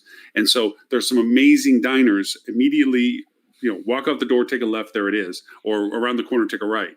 And we've made arrangements where we've now pre-sold a value proposition that is recognized at that place, saying, look, as a part of us, you can either buy, we've done 2 ways. We've done it as a value add, and we've done it as a pre-purchase through what an article I'm about to drop in right now, which is the other one you pointed out, that we are terrible communicators. Once we get the booking, it's like we ignore them until they show up on our doorstep. There's no continued conversation of improving their anticipation of their experience with us. Like, hey, before you come in, and not always a pre-sale, not a, hey, you're lucky, you can be upgraded if you want for another, not the constant sale pitch, but now that you're coming to join us at XYZ dates, which is just a dynamic field in an email, okay, please know that Freeman's is right around the corner. It is an amazing deli that does this and this, and here's some pictures of some of the food. So you have this anticipation of quality and what you might think you'd want to experience, and then say, if you want to, we can give you a credit card, a card for worth $50 that you only have to pay $25 for. And little did they know, we went with Freeman's and said, let's split the cost value. Okay, right. You eat half, I eat half, and we get somebody, and I got somebody, and do those kind of things. We've done that. We've done it where instead of giving them free breakfast every day as a part of the buy-in process, we've just simply said, here's a card worth X dollars. If you use it for breakfast, where you see $14.95 retail for the breakfast, you're only paying $10. Okay, so you got 5 breakfasts if you want it for $50, or if you don't use it for breakfast, it's whatever retail value is. We'll give them the hook for breakfast, but we'll let it go full retail for the rest of them. It's just different ways, but if none of this makes sense when you're checking in at the front desk, you're being hit with all this stuff, and all you want to do is get to your room. Okay, this is all of it by the time you get there. Yeah, right. That has to be communicated in a way that's not invasive. It's communicative, and that it's not hard selling you anything. It's just trying to enhance. If you can get that message voice across, they're people like, man, next time I go back to New York, I know there's other options. I know there's tons of places, but I like this. I love the place I ate at. I love the place I stayed at. It all works out for me. It's good, Yeah. Unless there's another reason to be somewhere. So that's how do you create value for the guest? And the only way you can do that is look at those guest personas, right? Because you go, hey, this person is really busy. They are not interested in having conversations and getting the sales pitch and doing. They're just trying to accomplish what the purpose of the trip was. And you have now stopped them for the benefit of the hotel with zero benefit to the consumer. And that's the stuff that needs to be eliminated, right? Those are the friction points that just need to go. But then you start looking at it and going, okay, well, here's someone who's the super planner in advance. What can we do to give the super planner something to go with? Or here's a person who's just the seat of the pants reacting to what the current whatever's going on. That's fine too, but you have to consider these are how people behave, and do you have something that really kind of fits in and helps them, as opposed to trying to make them fit into your process, which and you like can certainly do, but I don't know, maybe try to create value for them, make their trip easier. This article you pulled, Robert, from Hospitality Net, I like the key findings as being key findings. I mean, I downloaded the full report too, and I started digging into it before we started the show. I didn't read all of it yet. Yes. But I think there's some interesting points to this. And this isn't about the dramatics of the fact that an OTA is stealing business from. That's a given. I mean, when they say, "Oh my God, the travel book through third party," that's a given. That's a lost opportunity for us. That's why they exist. That is their business model. Right. And I'm a fervent believer that, if it takes first generation for them to come find me because of the third party, I'm okay with that. It's when I don't bring them back directly on their second visit that I feel that we're failing our absolutely. Yeah. So there's that aspect of it. So I can't say that we're just losing business to them. I say that there's a mix of losing it, and if you don't get it back the second time, then you did lose it. But the other ones were 1 in 4 travelers feel that they're adequately rewarded for their loyalty, indicating there's a room for improvement where it comes to retention and loyalty strategies. We're not making this a priority to our guest-facing staff, that we look for every opportunity to reward our people that stay with us, rather than thinking, hey, if they didn't notice, I'm not going to give it, which seems to be prevalent. And then the other, nearly 1 in every 3 customers say they rarely or never receive relevant communications from travel brands. That's why I threw that up in our context of conversation. Is, the one thing about third parties is at least it's a one-stop shop for finding out more about where they're going to, where we may not be the authority to it, which goes to another article that you have, which I wanted to point to, which was how to be in for the 20 steps of the 20 trends of 2020, of things that the people need to be aware of when it comes to digital marketing, of how to show up, basically, which I don't mind throwing up there as well. But just I wanted to focus on this one, where it's like we don't do well being the authority for what we are. So when people find us as a hotel, they're only finding us as us, maybe, and little else beyond that. And they have to go elsewhere to find it. So third parties win because they have more about what they're coming as a destination. As we said, from the second wallet perspective, once I figure out where I want to stay, what else is there I need to know? We're not good at that. We don't do that well. Which is so ironic, because if you're a hotelier, maybe what you should be really good at is understanding what the guests who are staying in your hotel, why they're staying there and what they want to do. You would think you're open 365 days a year. You've got 200 rooms that are running whatever. That's a lot of people. So you should have that and be able to figure those things out. So. Right. I didn't mean to dominate the conversation, but that just goes to my whole theme of what I saw in your articles today about how brand loses and how they're diminishing their value proposition because they aren't addressing these things. They aren't getting better at this. Even their apps and so forth, engagement, are really more conciliatory, concierge-based, in-house functionality improvements and retention that you have to stay on it to use it, rather than find elsewhere other information pieces. Because their local content, their ability to help you in a concierge level, are minuscule. They're very, it's hard to scale profitably, right? Because again, the model of the brand is not to go investment spend a bunch of things which create value for the owner's profit and loss statement, right? And that doesn't reflect. They don't want to expend all that expense that they don't have a direct ROI on. That's a tough business model conflict. So instead, what do they focus on? Let's get more members. Right? They can do that. That's a nice metric. They go, hey, we got 140 million members or whatever.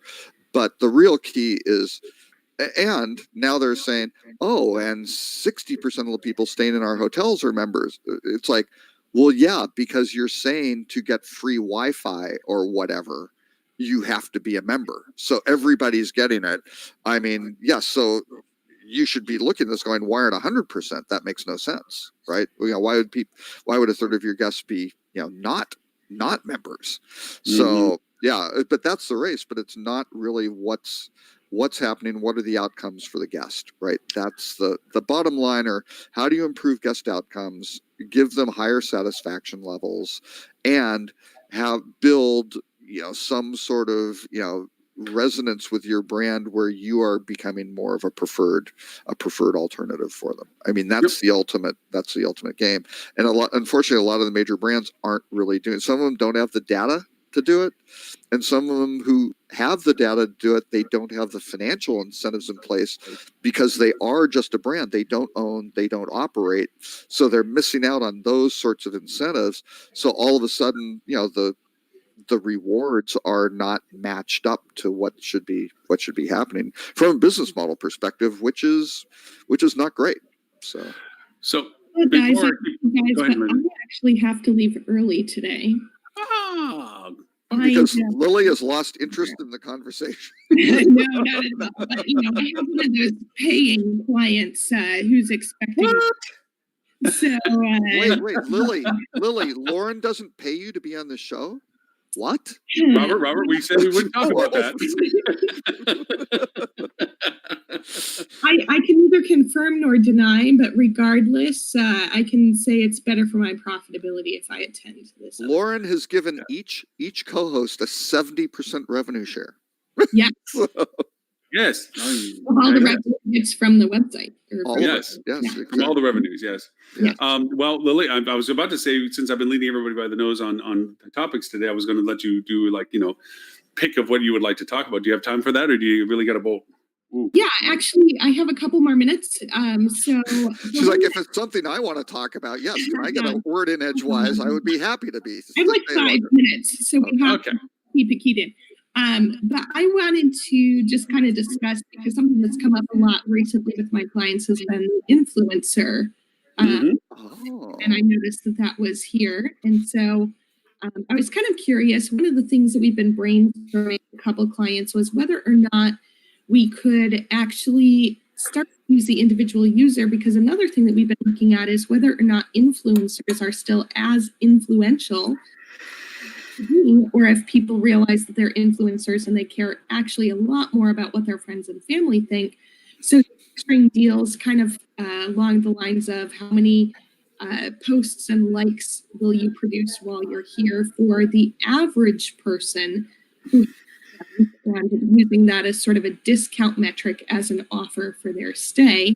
And I'm just kind of curious what your sort of thoughts are on that versus your traditional influencer in light of the article.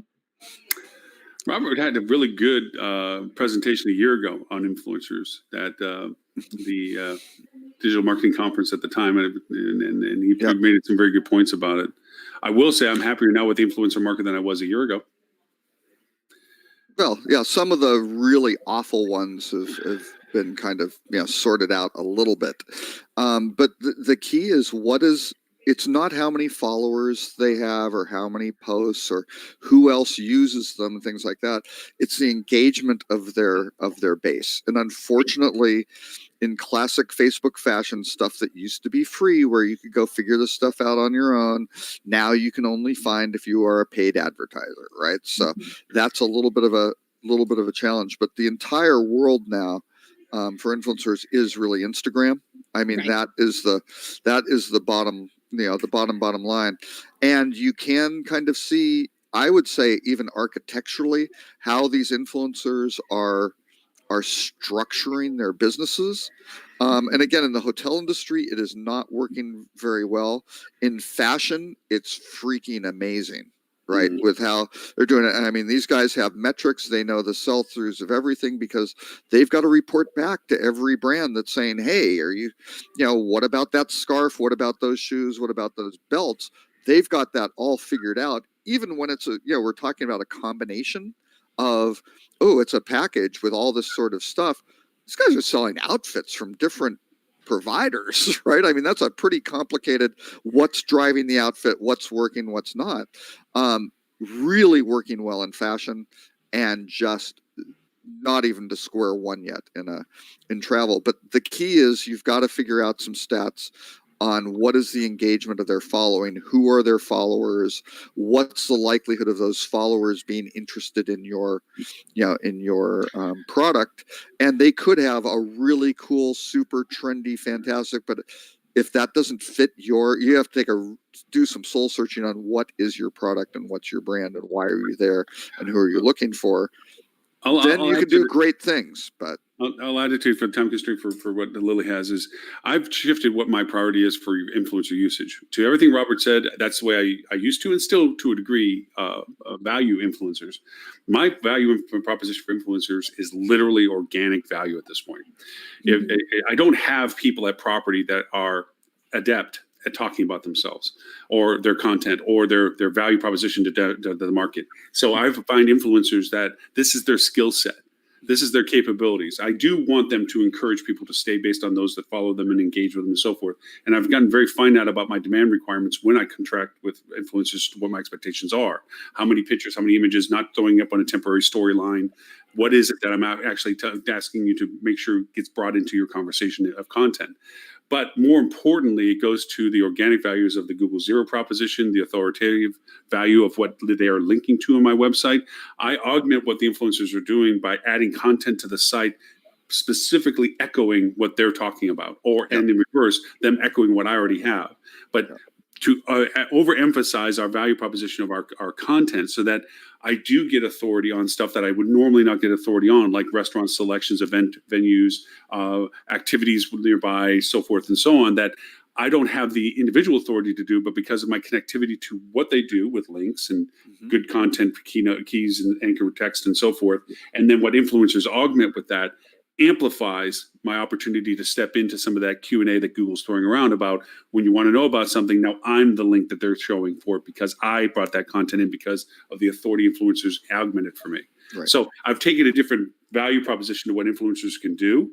I still don't discount what they've done and what they could do based on just driving business, but really my focus is on how well they can amplify my messaging. That's great. So, and that's the right way to do it. So if you were to rank influencer marketing, blogs produced by the subject hotel or company, and social media produced by the subject hotel or company, how would you rank those in order of importance for brand awareness? I realize this may vary by hotel, but just broadly. The independent I'm thinking of right now, I'll just take the San Antonio example. I would go social content, okay, influencer content, blog posts, because blog posts has to be discovered based on core inquiry content compared to the other two are based on diversity of audience. So I would put blog as the third out of the three because that content's specific to discovery compared to the value proposition of discovery based on social exposure and a volume of audience. And I would say ideally if you can get all three working together, because if you have things that you're talking about socially that you can have amplified by an influencer, right, which is fine, and then even do blog posts. I mean, Lauren, are you doing stuff where you're actually also supporting the influencer, where you're providing? Yes, that's what I mean. So if you can make it reciprocal, it's not just, hey, can you do a post to here and we get a link, and that's it. No. All I wanted was a link. We're going to talk about what you're going to talk about. Go, look at these guys are an expert on honeymoons or romance travel or the best burgers in the wherever or this. Here's really cool things. And yes, maybe it isn't your burger place that you own in the hotel, but it's the one that's around the corner that you have a relationship with, and you figured out, hey, we've got all these people in our hotel who come in who don't know what to do, but boy, the influencer finds things in our markets that we didn't even know ourselves. Oh, absolutely. I mean, I've had the exposure where our hoteliers think, oh, we know everything there is to know about our market, and then an influencer comes in with their audience perspective, okay, and they find stuff that really okay, perfect example. Diners, Drive-ins, and Dives had something around the corner. We never knew it. And it was never known. To them, it's the regular place that it's always been, but they didn't know that it had gotten highlighted that way. The influencer brought that into the conversation. We augmented it with content on our website. Boom. All of a sudden, we're in connection with them now. And we went so far as to go out to them and say, look, we're highlighting you on our site. We brought an influencer in that talked about you.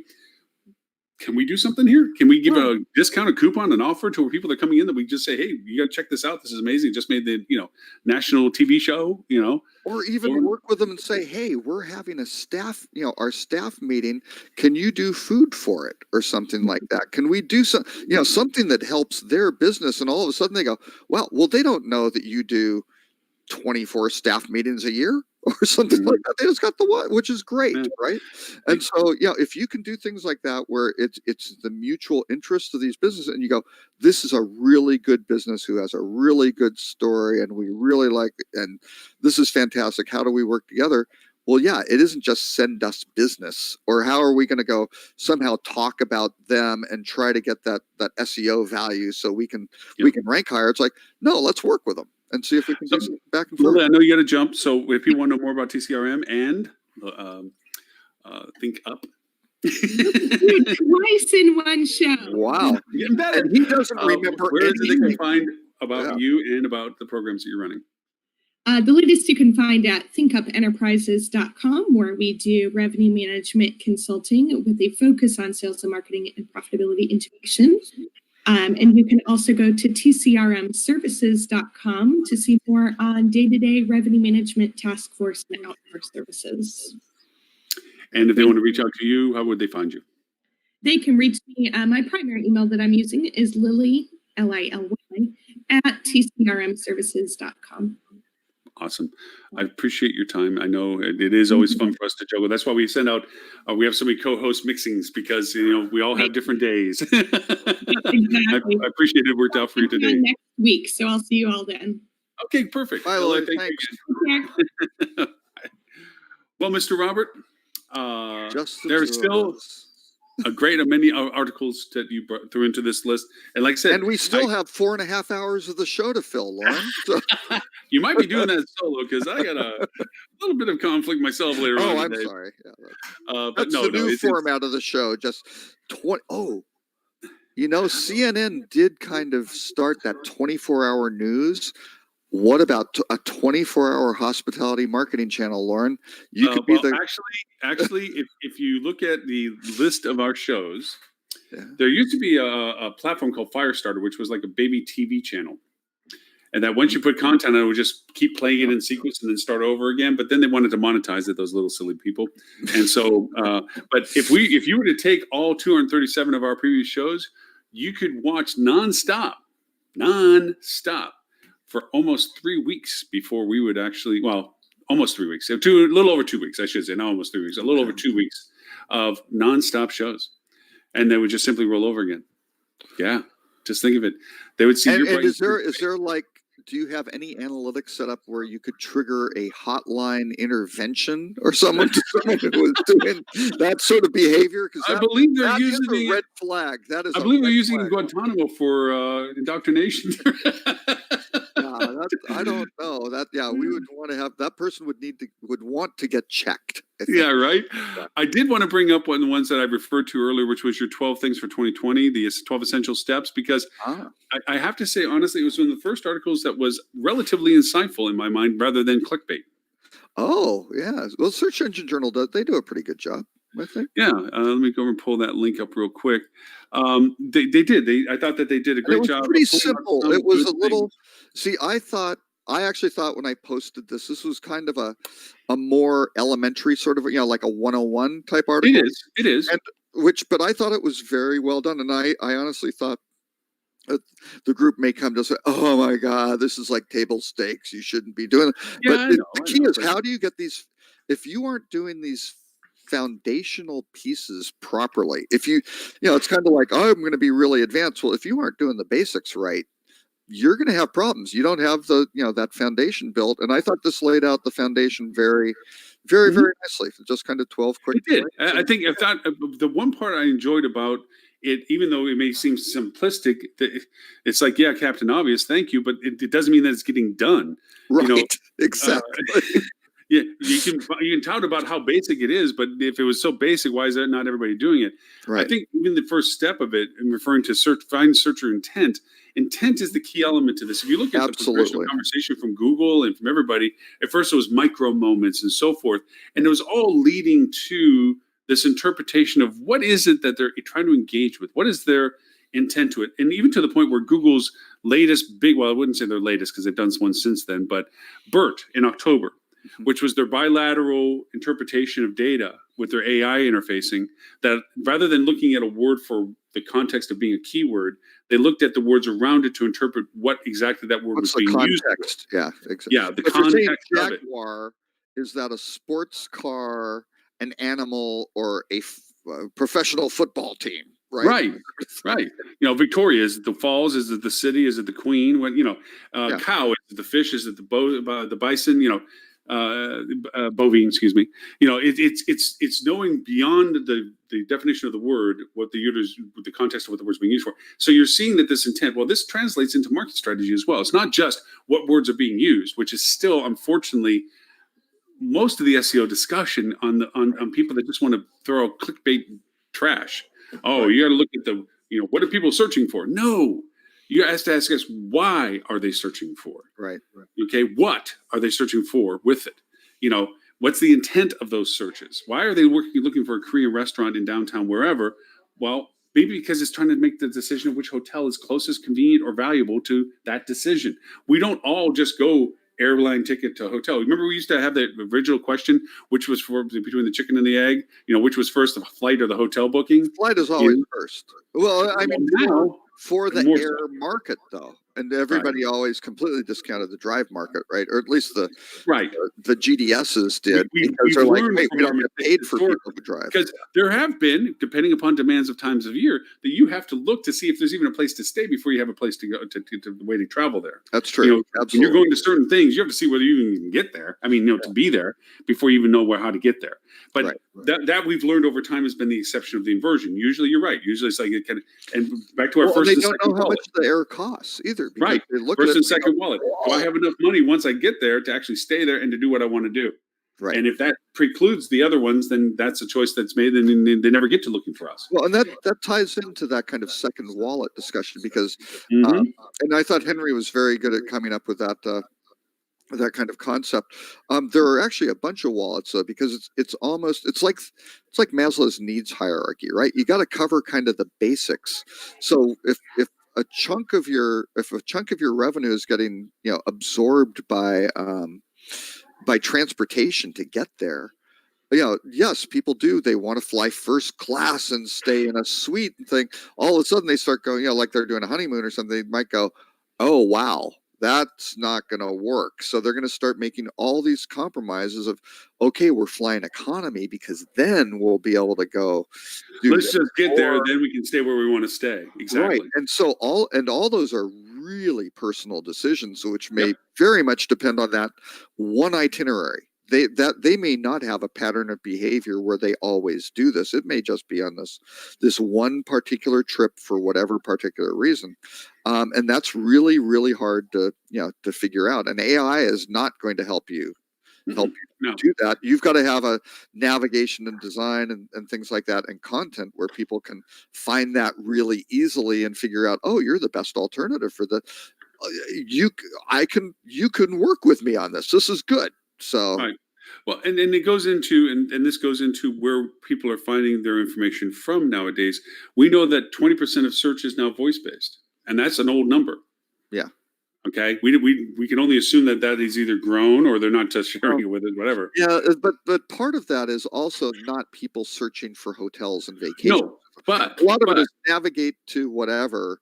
Or what's the temperature and things like that. Yeah, right? but here's the thing that I think is relevant that we're discounting disproportionately as well, and that is the very high up discovery. Mm-hmm. Okay. Oh yeah. The dream discovery level. Okay. Absolutely. Where they don't know what it is that they're interested. Something on TV, a music, a song, a person talking to them has triggered what's the best place to go in Denver, Colorado? Because somebody's talking about Colorado. They just saw a show in Colorado and they thought, oh, how pretty it was. That'd be a cool place to go. Yeah. Right. What things to do in Denver. And just to ask the thing, to just see what they say, see if it still leads to their interest. That high dream phase discovery, we can play and we can actually go ahead of OTAs because OTAs are in that space. They tried. Expedia had a few years ago, I think they even launched it with a Super Bowl ad, a brilliant campaign that was way up at the top of the funnel for like true inspiration. And I think they had an LGBTQ couple getting married or something like that. And it's like, hey, how's this gonna? And it was kind of like, oh, Expedia will be there. Families connecting and doing really cool things, and you're just like, wow, this is inspirational, fantastic. This is why people travel. And they stopped it. I mean, they won all sorts of awards. It was brilliantly produced, impactful messaging, memorable, all that stuff. But guess what? They couldn't connect the dots into the top of the funnel, into the middle and the bottom to convert, which is what they get paid for. Right. It's like beautiful But that doesn't stuff. mean that we can't Wish pick it up that worked. mantle, It didn't, so we're stopping that. Right. So here's my rationale to this and it was brought up in this article about the inspirational aspect of looking and being the authority based on voice and so forth. Yeah. And I ask every time I speak somewhere, raise of hands, how many people know how to make sure that you show up in voice results? And nobody knows. Yep. Nobody knows. Because there's a way of doing, there's a technicality of doing technology to do this, your schema and so forth, that allows you to show up for those things and your microstatements underneath your searches and everything. And all these things that they don't know are out there.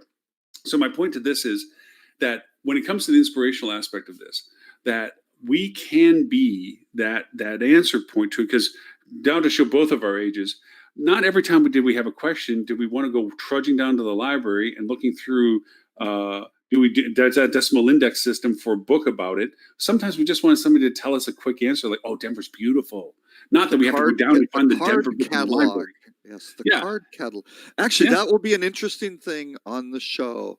I think, particularly maybe Stuart, Lily, and Stephanie, maybe, right?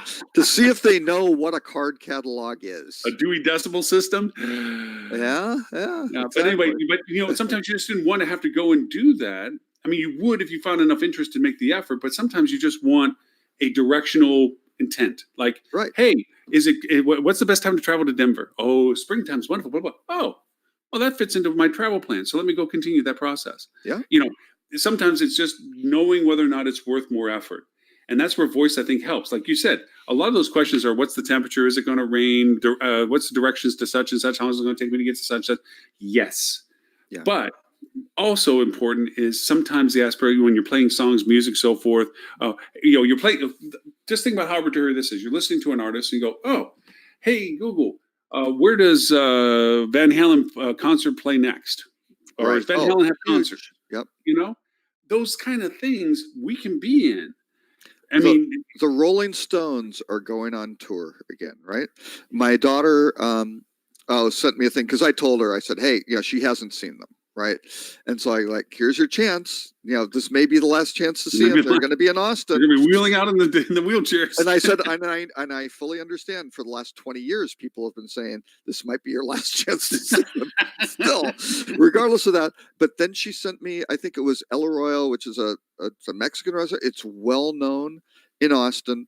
She sent me a little picture. I think they drove by, and it says, we're giving away Stones tickets. Yeah. And I mean, the tickets aren't available yet. They don't have the tickets, but they're sitting there going, this is something, it's newsworthy. It happened that day, yesterday in Austin. Those are smart marketers. They're already going, oh, well, how do I do that? Oh, that's pretty cool. You guys are up on oh, you like the Rolling Stones too. I don't know. Maybe there isn't a bunch of strategy to it, but maybe maybe there is.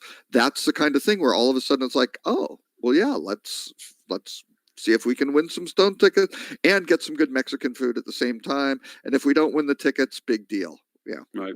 And just to wrap up this one article, there's more. We should go through. Let's just go through the quick 12 steps, right? Okay. So we have steps to create robust digital strategy this year. Find, search, or intent. Yep. Align digital assets with content strategy, which is yes. Mm-hmm. Focus on entity search. Yes. And what we mean by entities is the way they describe it. Schemas on bank websites drive online product sales. Bank is not only a financial institution; it's making sure that you are what you are on everything that you have representation of authority on. Where are your AT? What hours are your branch? Is your branch What the open? phone Because they numbers have to are, wind what up the geographic there. Yeah. location is, Where your what your services ATM? That's are. really different. All Yeah. that stuff is really important. Yeah. Get ready for voice search is step 4. Step 5 is leverage critical FAQ data across multiple platforms. And this is one of the other highlights that if you say it's common sense, yes, but nobody's doing it. This is how you show up in Google Zero, is making sure that your authentication as to what you're related to is properly indexed in your schema, in your content, so that it answers those questions. And because of its usage, you become the authority in that answer. That's a key element to that. Yeah, and your your Google My Business listings, very, very important. Oh yeah, and they're expanding the usability of the Google Business listing as to what it can do. I mean, you can even put 360 videos in this if you didn't know, which is pretty cool stuff too. Yeah. Making sure, obviously, step 6, have accurate, enhanced information across all channels. That's your NAP information, name, address, phone number. That's the stuff that goes into if you want to use local, Moz Local, or the Hoth, or all these platforms, or Yelp, not Yelp, but what am I thinking of? Not Yelp, Yext. Oh, yeah. Platforms to go over and distribute so that you have commonality of this information on what you would be surprised is literally thousands of platforms. Okay. So we've discovered the way Lauren's brain works is he files things alphabetically, because Yelp and Yext, the YEL was coming up and blocking the YEX. So, yes. Right. Step 7, optimize for traffic and give people the right answer. Again, that goes back to proper FAQ information. Yeah. Step 8, saturate SERPs and universal results. Again, content authenticity, accuracy, and usability. That's the key element to that. Yep. Step 9, aim for the best user experience. Again, you go duh, but it's all of these are duh, but it's like yes, yeah. And it says your website should demonstrate authority, sound technical SEO, relevancy, speed, and clickability. And the clickability, I think, is more navigation, right? That you can just get, it makes sense. They know where to go. Like on this page, oh, there's a call to action, which would lead me to the next logical step of what I'm trying to do. Don't overclutter thinking you have to put the kitchen sink. Not everything has to be in one spot. Yeah, because somebody's shouldn't be arriving at that page to do 40 different things. If it's 40 different things, maybe you need 40 different pages, or maybe you need to cluster 5 pages of 8 things, or 8 pages of 5 things. Whatever makes sense. It goes into the fact that we no longer just have a single entry point to a website because of Google's ability to not penalize you for deep linking anymore. That means that they're going to refer to deep linking if that's the best place to go to for the SERP result, rather than driving you to the index page and then having to rediscover the source of the connection. It'll drive it to a deep link. So keeping that in mind, you have primary navigation always on your index page, but that doesn't mean everything is available through that primary navigation. Some things have to be navigated into to be discovered. And you have your site architecture too. So if you can start aligning these FAQs where it makes a nice kind of nice hierarchical structure where you're talking about locations or the destination and restaurants or activity, and all of a sudden you start going out and you start breaking out Asian restaurants versus whatever Italian restaurant, whatever that may be, and sometimes it comes out to just the naming of the strings, what are the title of the pages, all this very straightforward SEO stuff. But again, if you can do all that with your architecture, that just makes it that much easier for Google and the schema, applying good schema to it. It can figure out what you're talking about. And if Google has an idea of what you're trying to communicate about these topics, and the content makes sense, then that's probably pretty good for the consumer to wind up. And Google will figure out, should I take them down to the whatever, let's say you're in Hawaii, right? Maybe they're just looking at all over Hawaii versus the islands. Or are you drilling down to Oahu? Or are you drilling down to Honolulu? And you could make an argument for a Hawaiian hotel that's located in Honolulu or Waikiki. You should have relevance across all of those different topics, because you don't just want to be people looking at Waikiki because they may not know what Waikiki is. They've never heard of Oahu. All they've heard of is Hawaii and whatever, Honolulu maybe. Yeah. Step 10 is the right answers can be monetized. At first, I read this wrong from what their intent was. I was like, yes, yeah. And then I had to go back and think about it and say, okay, no, this makes sense. This is really associating yourself with the action item that you're offering based on the relevancy of what you're referring to. So in their case, they're pointing out the need for connecting to events and then making it available that if they want to book a room with you because of that event, say as an example. So your monetization is based on an action that you're related to for what you're featuring as content. So you're saying you're testing with putting paywalls in front of the answers that they're looking for was unsuccessful. That Give me reduce your conversion I don't. and your engagement. I see. Okay. Yeah, right. No, Our that's bounce not what I'm rate talking skyrocketed when we Yeah, tried to right. make them pay for the right answer. Yeah, holistic strategy across all channels. I mean, that kind of sounds like a fluffy statement. I'll have to give it that it's a little over, like, a synergistic engagement of, like-minded. You use fluffy words, but I think what they're really trying to point to is the fact that you don't inappropriately misbalance one prioritization over another. This is balancing that all of these things have an interrelated value that's pretty much equal, that with one being lesser than the other will diminish all the rest. So keeping that all of them have a level of importance when properly connected to each other. Is how I kind of read that one. And it was nice because they had a little chart in there that said measurable impact, and they broke up about 7 different user experience. Yes, you can track that by speed and mobile and things like that. Crawl health indexability, right? You got some technical. So you go, hey, we've got errors on the page. That's not good. Relevancy for content marketing. That's good. Authority. Is links, local links where it's like, we're getting linked from some pretty good sources, so we're an authority on this. Performance, which is very important for either PPC or CRO. Business intelligence. You've got all your analytics and clickability, right, which gets into all your schemas, everything else, site fixtures.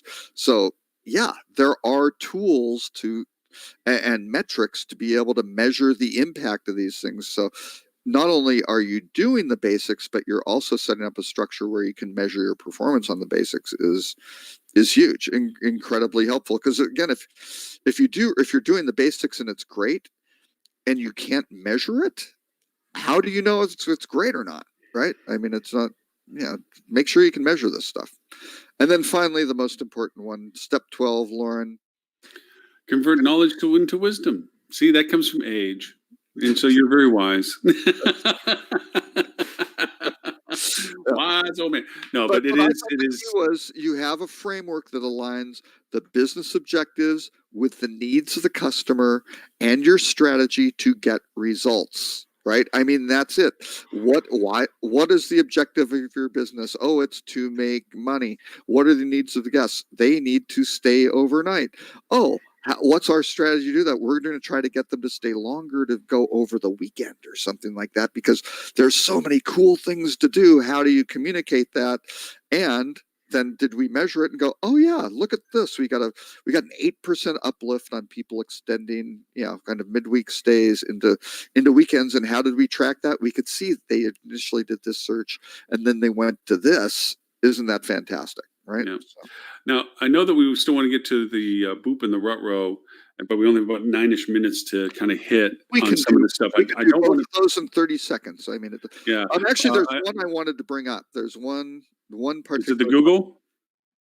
Oh, well. No. Which one did you want to bring up? I don't mind. I was just saying, I don't want to miss the fact that vast shutdown of Jump Shot. This was a Rand Fishkin article. So I've mentioned on the show before that Jump Shot had incredible data. I mean, we're talking particular pages, what frequent guest registrants of different brands, how were they converting on their brand versus your brand? Jump Shot had all this information. It was amazing. How did they get it? They were owned by Avast. So it was the antivirus folks who, for everything you do on your website, including depending on how it's set up, maybe even when you're in incognito mode, again, depending on how the software was set up. Because a lot of people go in incognito mode, but they still don't want viruses. Well, which would probably be, depending on the websites you're going to, might be a really good idea. But Avast would track that, the full URL string, so they could parse all that stuff out. And they had it all linked to sessions, right? So even though there wasn't personally identifiable information, it was everything this person did from this IP address on this, this particular thing. and it got shut down. Why? And I think I differ a little bit from Rand, and I've talked to him about this. That it's like, we love this data, it's fantastic, but it's the whole, you can use data for good or you can use it for evil. If somebody was using this data for evil, it would be really, really bad. And the question would be, do people really expect their antivirus stuff to be taken, put somewhere else, repurposed, and sold? Well, I think honestly, situation. just that the writing on the wall between it was indefensible for GDPR, let alone CCPA. Mhm. Okay, it would eventually be, for all the efforts of gathering this, it would be unusable. It's like buying a URL that has the word Super Bowl in it. You'd Right. never be able to use it because as soon as you put it into the public, you'd be trounced with 1,000 lawsuits from the NFL. You just wouldn't be able to function with this stuff. HubSpot, huge problem, where they used to have great email tracking where you could say, here's the person doing this and here's what they opened, it was mobile or whatever, and you send it to them. They don't have that anymore, right? Nope. And they weren't really upfront about pulling that out because they're kind of like, oh, we've done some testing and it wasn't that important. It was like, Yeah, right. bullshit, that was hugely important, but you are violating the private. The people never said, sure, you can tell them, when I opened that particular email on this device at this time, or actually they still have the opening, but it used to be what location on what, what kind of device and things like that, where it was great. You could send it to multiple people and go, oh, there's the thing, I've sent off to, sorry, Hilton, yes, I've tracked your stuff. You go, yeah, there's the stuff happening in McLean, Virginia. There's the stuff happening in, or Expedia. You could see stuff that was happening in Seattle versus Portland, Oregon, where, a particular group worked, versus London, all off the same email, and go, oh, here's how the thing's getting worked out. And now you can't see that anymore. What was on mobile, what was on desktop, hugely valuable, but again, but Rand's saying it's going to destroy the internet. It will harm the web and the world. It's like, well, there's a certain aspect of privacy, and should marketers really have that information of knowing stuff that individual wasn't intending them to see? I don't know. That's a slippery slope. So okay, so the BOOP, the 10 best all-inclusive resorts in the Caribbean, or do you want to do the rut row? No, we should always do the BOOP before the rut row. These were very nice resorts, and I think people who look at, oh, I don't want an all-inclusive because that's going to be this crappy buffet line and who knows whatever. Wake up, folks! There's some really cool stuff out there. Yeah, I mean, going back to our earlier conversation about satisfying what the guests would want and so forth, and communicating that correctly. I think that obviously these hotels, as beautiful and as amazing that they are, and they are some just absolutely stunning ones that you had in the list there, is the fact that they don't get to communicate it clearly, that people don't still have this persona of thinking what you just said. It's 15 flavors of Jell-O and watered down drinks. And it's the minimalist way of saying that they're taking credit for that they're offering all-inclusiveness, or that they're worse yet thinking that they're all-inclusiveness. Sure, they buy the first level only to be finding out they should have bought level 7 because level 1 is, tap water and you don't get access to the specialty restaurants at all. And that's still to some degree there's some leveraging in there about upselling the value proposition of all-inclusive. But the idea of it is that these ones, they do well, they're amazing, and it gives to the convenience factor that you don't have to worry about the second wallet value. You are included with what you're talking about, that when you get there, this is an expectation of price and cost to it. So in that sense, it's really cool stuff. And now, but those are, I think, great resorts, virtually all independents or very small, small chains, which are doing a great job. They aren't mass producing these experiences because the islands, again, it's the Caribbean. Each island is different, and each has a very different experience. And even though they had a couple different, they had Ladera and they had Jade Mountain, which are both, overlooking the Pitons and St. Lucia, really different resorts, and doing really different things. And you look at Jade Mountain, you go, wait, it doesn't have a beach. The beach is way down below, and that sort of thing. That's not a beach resort. So, well, it kind of goes back to the old adage of what people don't understand about the Caribbean, that when there's a hurricane in the Caribbean, they're like, oh my gosh, the whole Caribbean is, no, there's places in the Caribbean that never even have had a hurricane. Right. That everyone sees it as one entity when in fact it's literally hundreds of islands, and they all are different. What you get in Aruba is not what you get in St. Lucia. What you get in San Juan, Puerto Rico is not what you're going to get even in the Virgin Islands, which is just closest to it.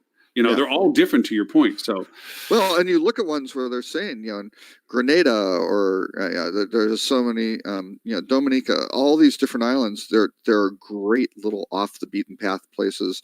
There are great little hotels and great little all inclusive resorts all over the place. And and the key is, how do you find them effectively? Again, we were talking about how you search for these, and it's like, oh, I have to pick a destination. Right? I've got to pick, and the Caribbean's tough. What are you going to do a search for? Jamaica? Well, you certainly aren't going to get anything in Aruba, sort of thing. And, how do you do that effectively is really, really interesting. And I think that's going to be a huge growth area for how you can really focus on, how do you match up what people are looking for simply with here are the best results for what they would really kind of like. And that's where I think you start looking at the influencers and things like that for people who hone in on get the message out. Really quality family travel, whatever, high-end travel, or you start working with particular travel agents or destination experts who really know that area. And so, all right, so the rut row. Man, we could have had so many rut rows.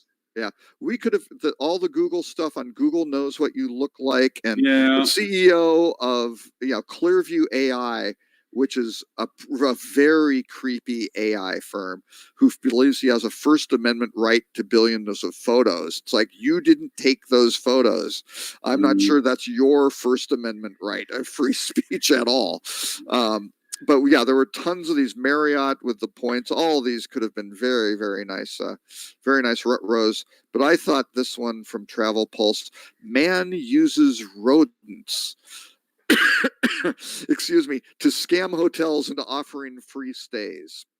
So these, I believe, Lauren, are not service animals, as far as I could figure out. Oh my gosh, yeah. So the guy was bringing in rats to go do this, and they've apparently try to scam some things. The really weird thing on this article, which I thought was just so off base, though, which I thought was a rut row in and of itself.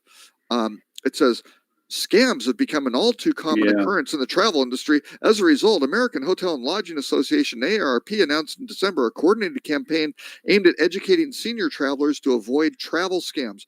This is not travel scams. I don't know how they put those two together. I have no idea. If you're going to do a separate article saying, hey, there's always things to worry about of over promising, under and not fulfilling, or people that are affiliate owners, salespeople, or people that are selling stuff that's not their product. Yeah, have an article about that, but throw this in the fact that some 37-year-old is throwing rats around. Yeah, no. And they said they know he did it at 3 different hotels, but they think he must have done it in a lot of other places. So, yeah, that's. Well, anyways, yes, that's our rubber for the week. But you're right about so many other ones too. And surprisingly, Mr. Robert, hey, kudos. We went through, what do we have? 1, 2, 3, 4, 5, 6, 7, 8, 9, 10, 11 of your 15 items. And that's we could do it if we wanted to, but sometimes we get some other hosts who want to talk about other stuff. So but we're getting better at doing that.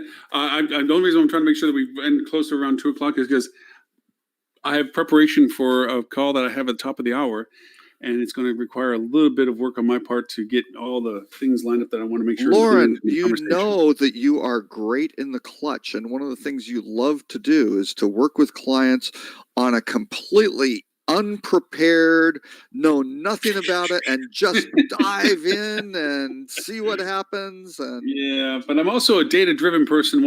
I don't like just putting opinion out without having data to point at and say that's why I'm saying that.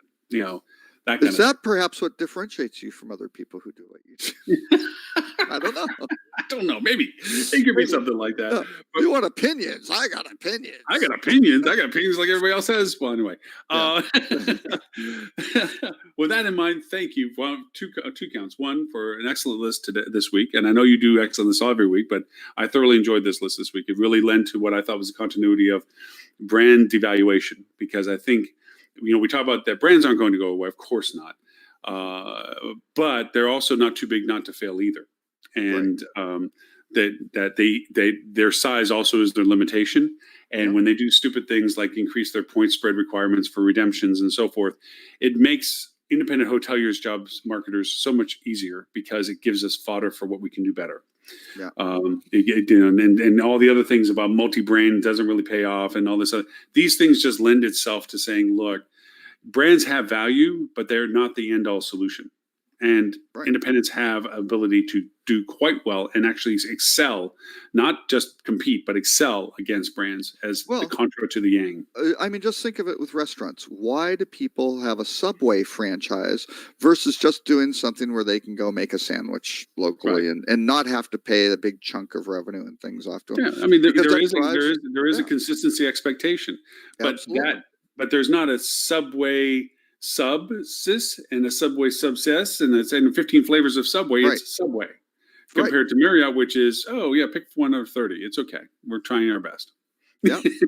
Well, and that's because the incentives have been set up by Wall Street to say, you are going to get rewarded if you can get more rooms and a larger footprint on this stuff, right? And it's not, how are you rewarding those, those owners and creating value for those owners necessarily? That's not really the issue. It's how are you getting margins for that to reward your shareholders? And at some point you start going, wow, are there alternatives? Which is, and again, the reason the hoteliers or the major hotel groups, Marriott probably could easily take that 30 down to a dozen brands, right? I mean, a lot of these you could probably, and no one would care if a lot of them very honestly died. And if you combined Westin and Renaissance, really, are people going to be incredibly upset? Well, you got to think about bringing up an old conversation that we had when the first mergers were announced between Starwood and Marriott. Think back to all the Starwood Rewards members. Now, how happy they must be being forced into this now, and now with this point spread increase, getting devalued. The first off, it got jacked. It devalued before, and then jacked up in redemption a year ago, and then you add another 15% on top of it this year in average. You basically, if you want to look at it, Starwood members lost half of their value. If you easily. And Starwood was the richest program, which is why people loved it. And that's also why Starwood sold as a whole for whatever it was, $12 billion, because the program was generating. Starwood Preferred Guest was arguably half the value of that organization. Right? I mean, they had some real estate assets you could sell off too, but the rest of it wasn't much. You go, no, we got Starwood Preferred Guest, and to sell off Westin versus, Aloft versus whatever, you would defeat that and you destroy the program. So it had to be sold in a congratulations, Marriott. You've now totally buried yourself into support and value to all the Starwood members that got dragged over because of it. So, But how many of those Starwood members? I mean, I'm sure a bunch of them complained, but did they all dart and go, well, damn it, Marriott, I'm now going to Hilton? I don't think so, right? So, and part of it, again, it's the rewards and the incentives and how this is set up. If you go, guess what? That didn't matter. We're getting the business anyway. That's why the airlines all eliminated travel agency commission. They figured out, they aren't really creating business for us. It's just we're paying them 10% or whatever because they booked a ticket. Somebody told them where they wanted to fly, and we did that for them. So we gave them 10%. No, that goes to zero.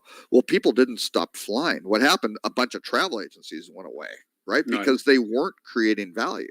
So my theory, I don't know. I'm going to go out on a limb and go, if the hotel brands don't do a good job, and there is some form of disruption, which makes it where you don't have to go to the hotel brand. You can go direct just as easily to the individual properties. Yeah, you'll see a shakeout in hotel brands. You should. If Hilton or IHG or even Hyatt or Omni or whatever, small brands are not preferred as a soft brand or whatever, were smart, they would actually reduce their thresholds. Yeah, but it's expensive too. I mean, that's the whole thing. Yeah, so, but what's the cost of acquisition by lowering by point spread that you're still having a long stick with a carrot on it, in the sense of saying, hey, look, you know what? Are you tired of the pain of losing value with your loyalty? Are you not feeling that you're being rewarded for it? Come with Absolutely. us. You know what I mean? It's the Southwest approach. Southwest, intense pressure from Wall Street, bag fees, change fees, all these sorts of things. They don't do it because they know customers. Hey, you heard Lily. She loves Southwest Airlines. Right. Southwest doesn't have first class. And she said she's always flying on other people's. She's traveling on other people's money. Right? So she could, probably demand, hey, no, you need to fly me whatever. I need to go business class wherever when I do. She doesn't do that. She loves Southwest because they're treating her with respect of not going, okay, you're traveling. Oh, you had luggage because you're going to go away for a little while and you wanted changes of clothes and things like that. That makes sense. Yeah, we aren't going to charge you for that. That's included in the ticket price. Yeah. Right? That makes sense. I do have to run, Mr. Robert, for people who want to know more about you and Rockcheetah and ability to sign up for your weekly newsletter. Exactly. It's rockcheetah.com or at Robert K. Cole on social media. Or if you would like the Rockcheetah, hospitality list sent to your inbox every Friday morning, you can go to early Friday morning. Early Friday morning, probably before you're going to wake up Friday morning. Although the folks in Europe open it right away. So, but regardless, it's bit.ly/rockcheetah, all lowercase, ROCKCHEETAH. And you too can sign up for all these articles and know what we're talking about, because I know Lauren likes to talk about them but not tell people what they're about. But yeah, you like that insider sort of thing. Yeah, I like to be the guy in the know. With that, you can also get the replay of this show if you're not already subscribed to it, which will be sent the replay automatically anyway, at hospitalitydigitalmarketing.com/live. There you can see all links to our current year of 2020's episodes, and then a link to our archives going back as far back as 2014. And on how many platforms are we on now? Oh gosh, well we've been, and by the way, Stephanie owes us a solid, because it turns out LinkedIn is back to its ways. It'll only allow me to broadcast on one LinkedIn channel. So when I added Cogwheel, because she said, hey, can you broadcast the show live on my LinkedIn? I added Cogwheel Marketing, which bumped mine off. I did not simulcast as Lauren Gray on LinkedIn this week, but it did go on Cogwheel Marketing.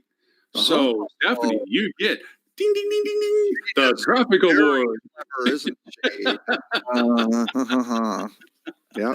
So hopefully, and we did have some people that popped through on it, but we are on multiple Facebook pages, including HSMAI's APAC region and also HSMAI's EU region, which we also simulcast again on Wednesdays at 11:30 a.m. for Sydney, Australia time, and London time, so that it's a little bit more comfortable time zones for both of them to be able to do the playback. So we do that.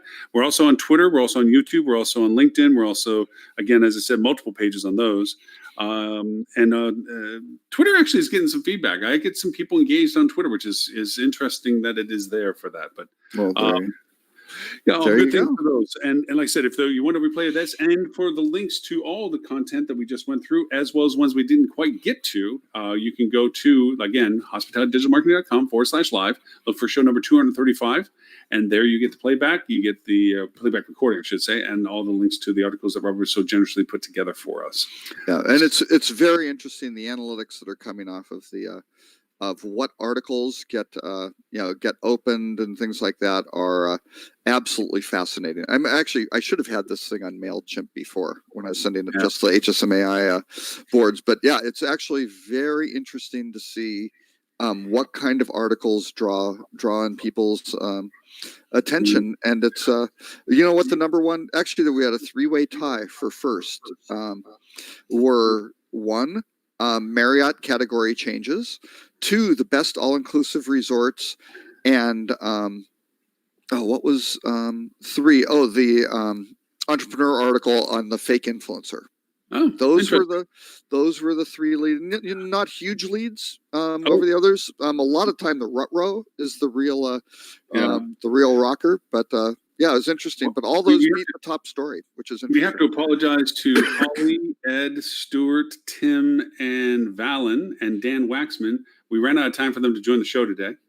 But they're all in rehab together. That's that group. Oh, did they go to rehab together? They did. Yes, go to rehab and I say no. That's right. Lauren, Lily, and I said no. Yeah, no rehab for us. But I thought Tim was in his CIA mode and he was off into Oslo or something. And it turned out that he's just taking a nice long weekend with Tammy. And then Stuart blew us off for some client thing. I don't know what that was all about. And then Ed just no-showed. I mean, Ed, he got all puffy-huffy because for some reason I missed you guys' link. And yes, I guess you did. Yeah. I think in protest, he just decided not to join. Well, I was going to do that also. Yeah, exactly. Holly, our feelings are hurt, Lauren. Holly just got too important. I don't even know. Maybe I have to call her secretary to see if she can join us now. Or her secretary's secretary. I'm sure she's probably more important than that. And then Valen, I think she has a department that handles that now. Oh, yes. And then she has the whole Valen, inbound. Valen, probably another band gig somewhere. I mean, Valen actually was mentioned in the Oracle article as well, saying that a strategy of Nora One, because of the challenges of integrating with Oracle, they just hired former employees so they could get attention and get focus on the list, so they could call their friends. So another interesting strategy. So. All right. To that end, I thank you again. For everyone else, please join us again next week for show number 236, which, if you would like to sign up and register ahead of time, is at bit.ly/HDM show 236. There you can register so that you'll be reminded a half hour before the show, both in text and also in email if you would like to join the show with us. Or an easier bit.ly to remember is bit.ly/rockcheetah, ROCKCHEETAH, because then you'll get the newsletter that morning and it has links to the show, so you can do it right like that. It's so easy. No, you're not taking the traffic. All right, everyone. Thank you. I'm going to do what you tipped me off with what Stephanie was doing to steal the live feed. I might as well steal the I got nothing left here, right? Nobody's showing up for my party anymore. Everybody's showing up for everybody else's party. No. Attribution theft is real, Lauren. Attribution theft is real. All right, everyone. We hope to see you next Friday, 11:30 Eastern. Remember, I will be doing an audio podcast as usual every week, an hour from now, or hour and a half from now, to recap a little bit of what we talked about today, plus things we didn't talk about, which is only runs about 20 to 30 minutes. You can find that on Apple iTunes. You can ask Alexa to play it for you. Google Play will play it for you, or Google Assistant will play it for you, and it's on 39 other podcast platforms, so you can find it somewhere. And that is Hospitality Marketing, and it'll be podcast number 235. Coincidence? I think not. Anyway. And poor Lauren's client, we apologize to you because I'm just going to come without data. He hasn't had time to prepare his data, and second, he's going to have to cut the meeting short because he's got to do the podcast. Okay. The sandwich. Who needs paying clients anyway, right? When you get exactly your attribution on your free shows. That's right. Okay. All right, everyone. Thank you again. We'll talk to you next week, 11:30 Friday. Enjoy the Oscars over the weekend. Yes.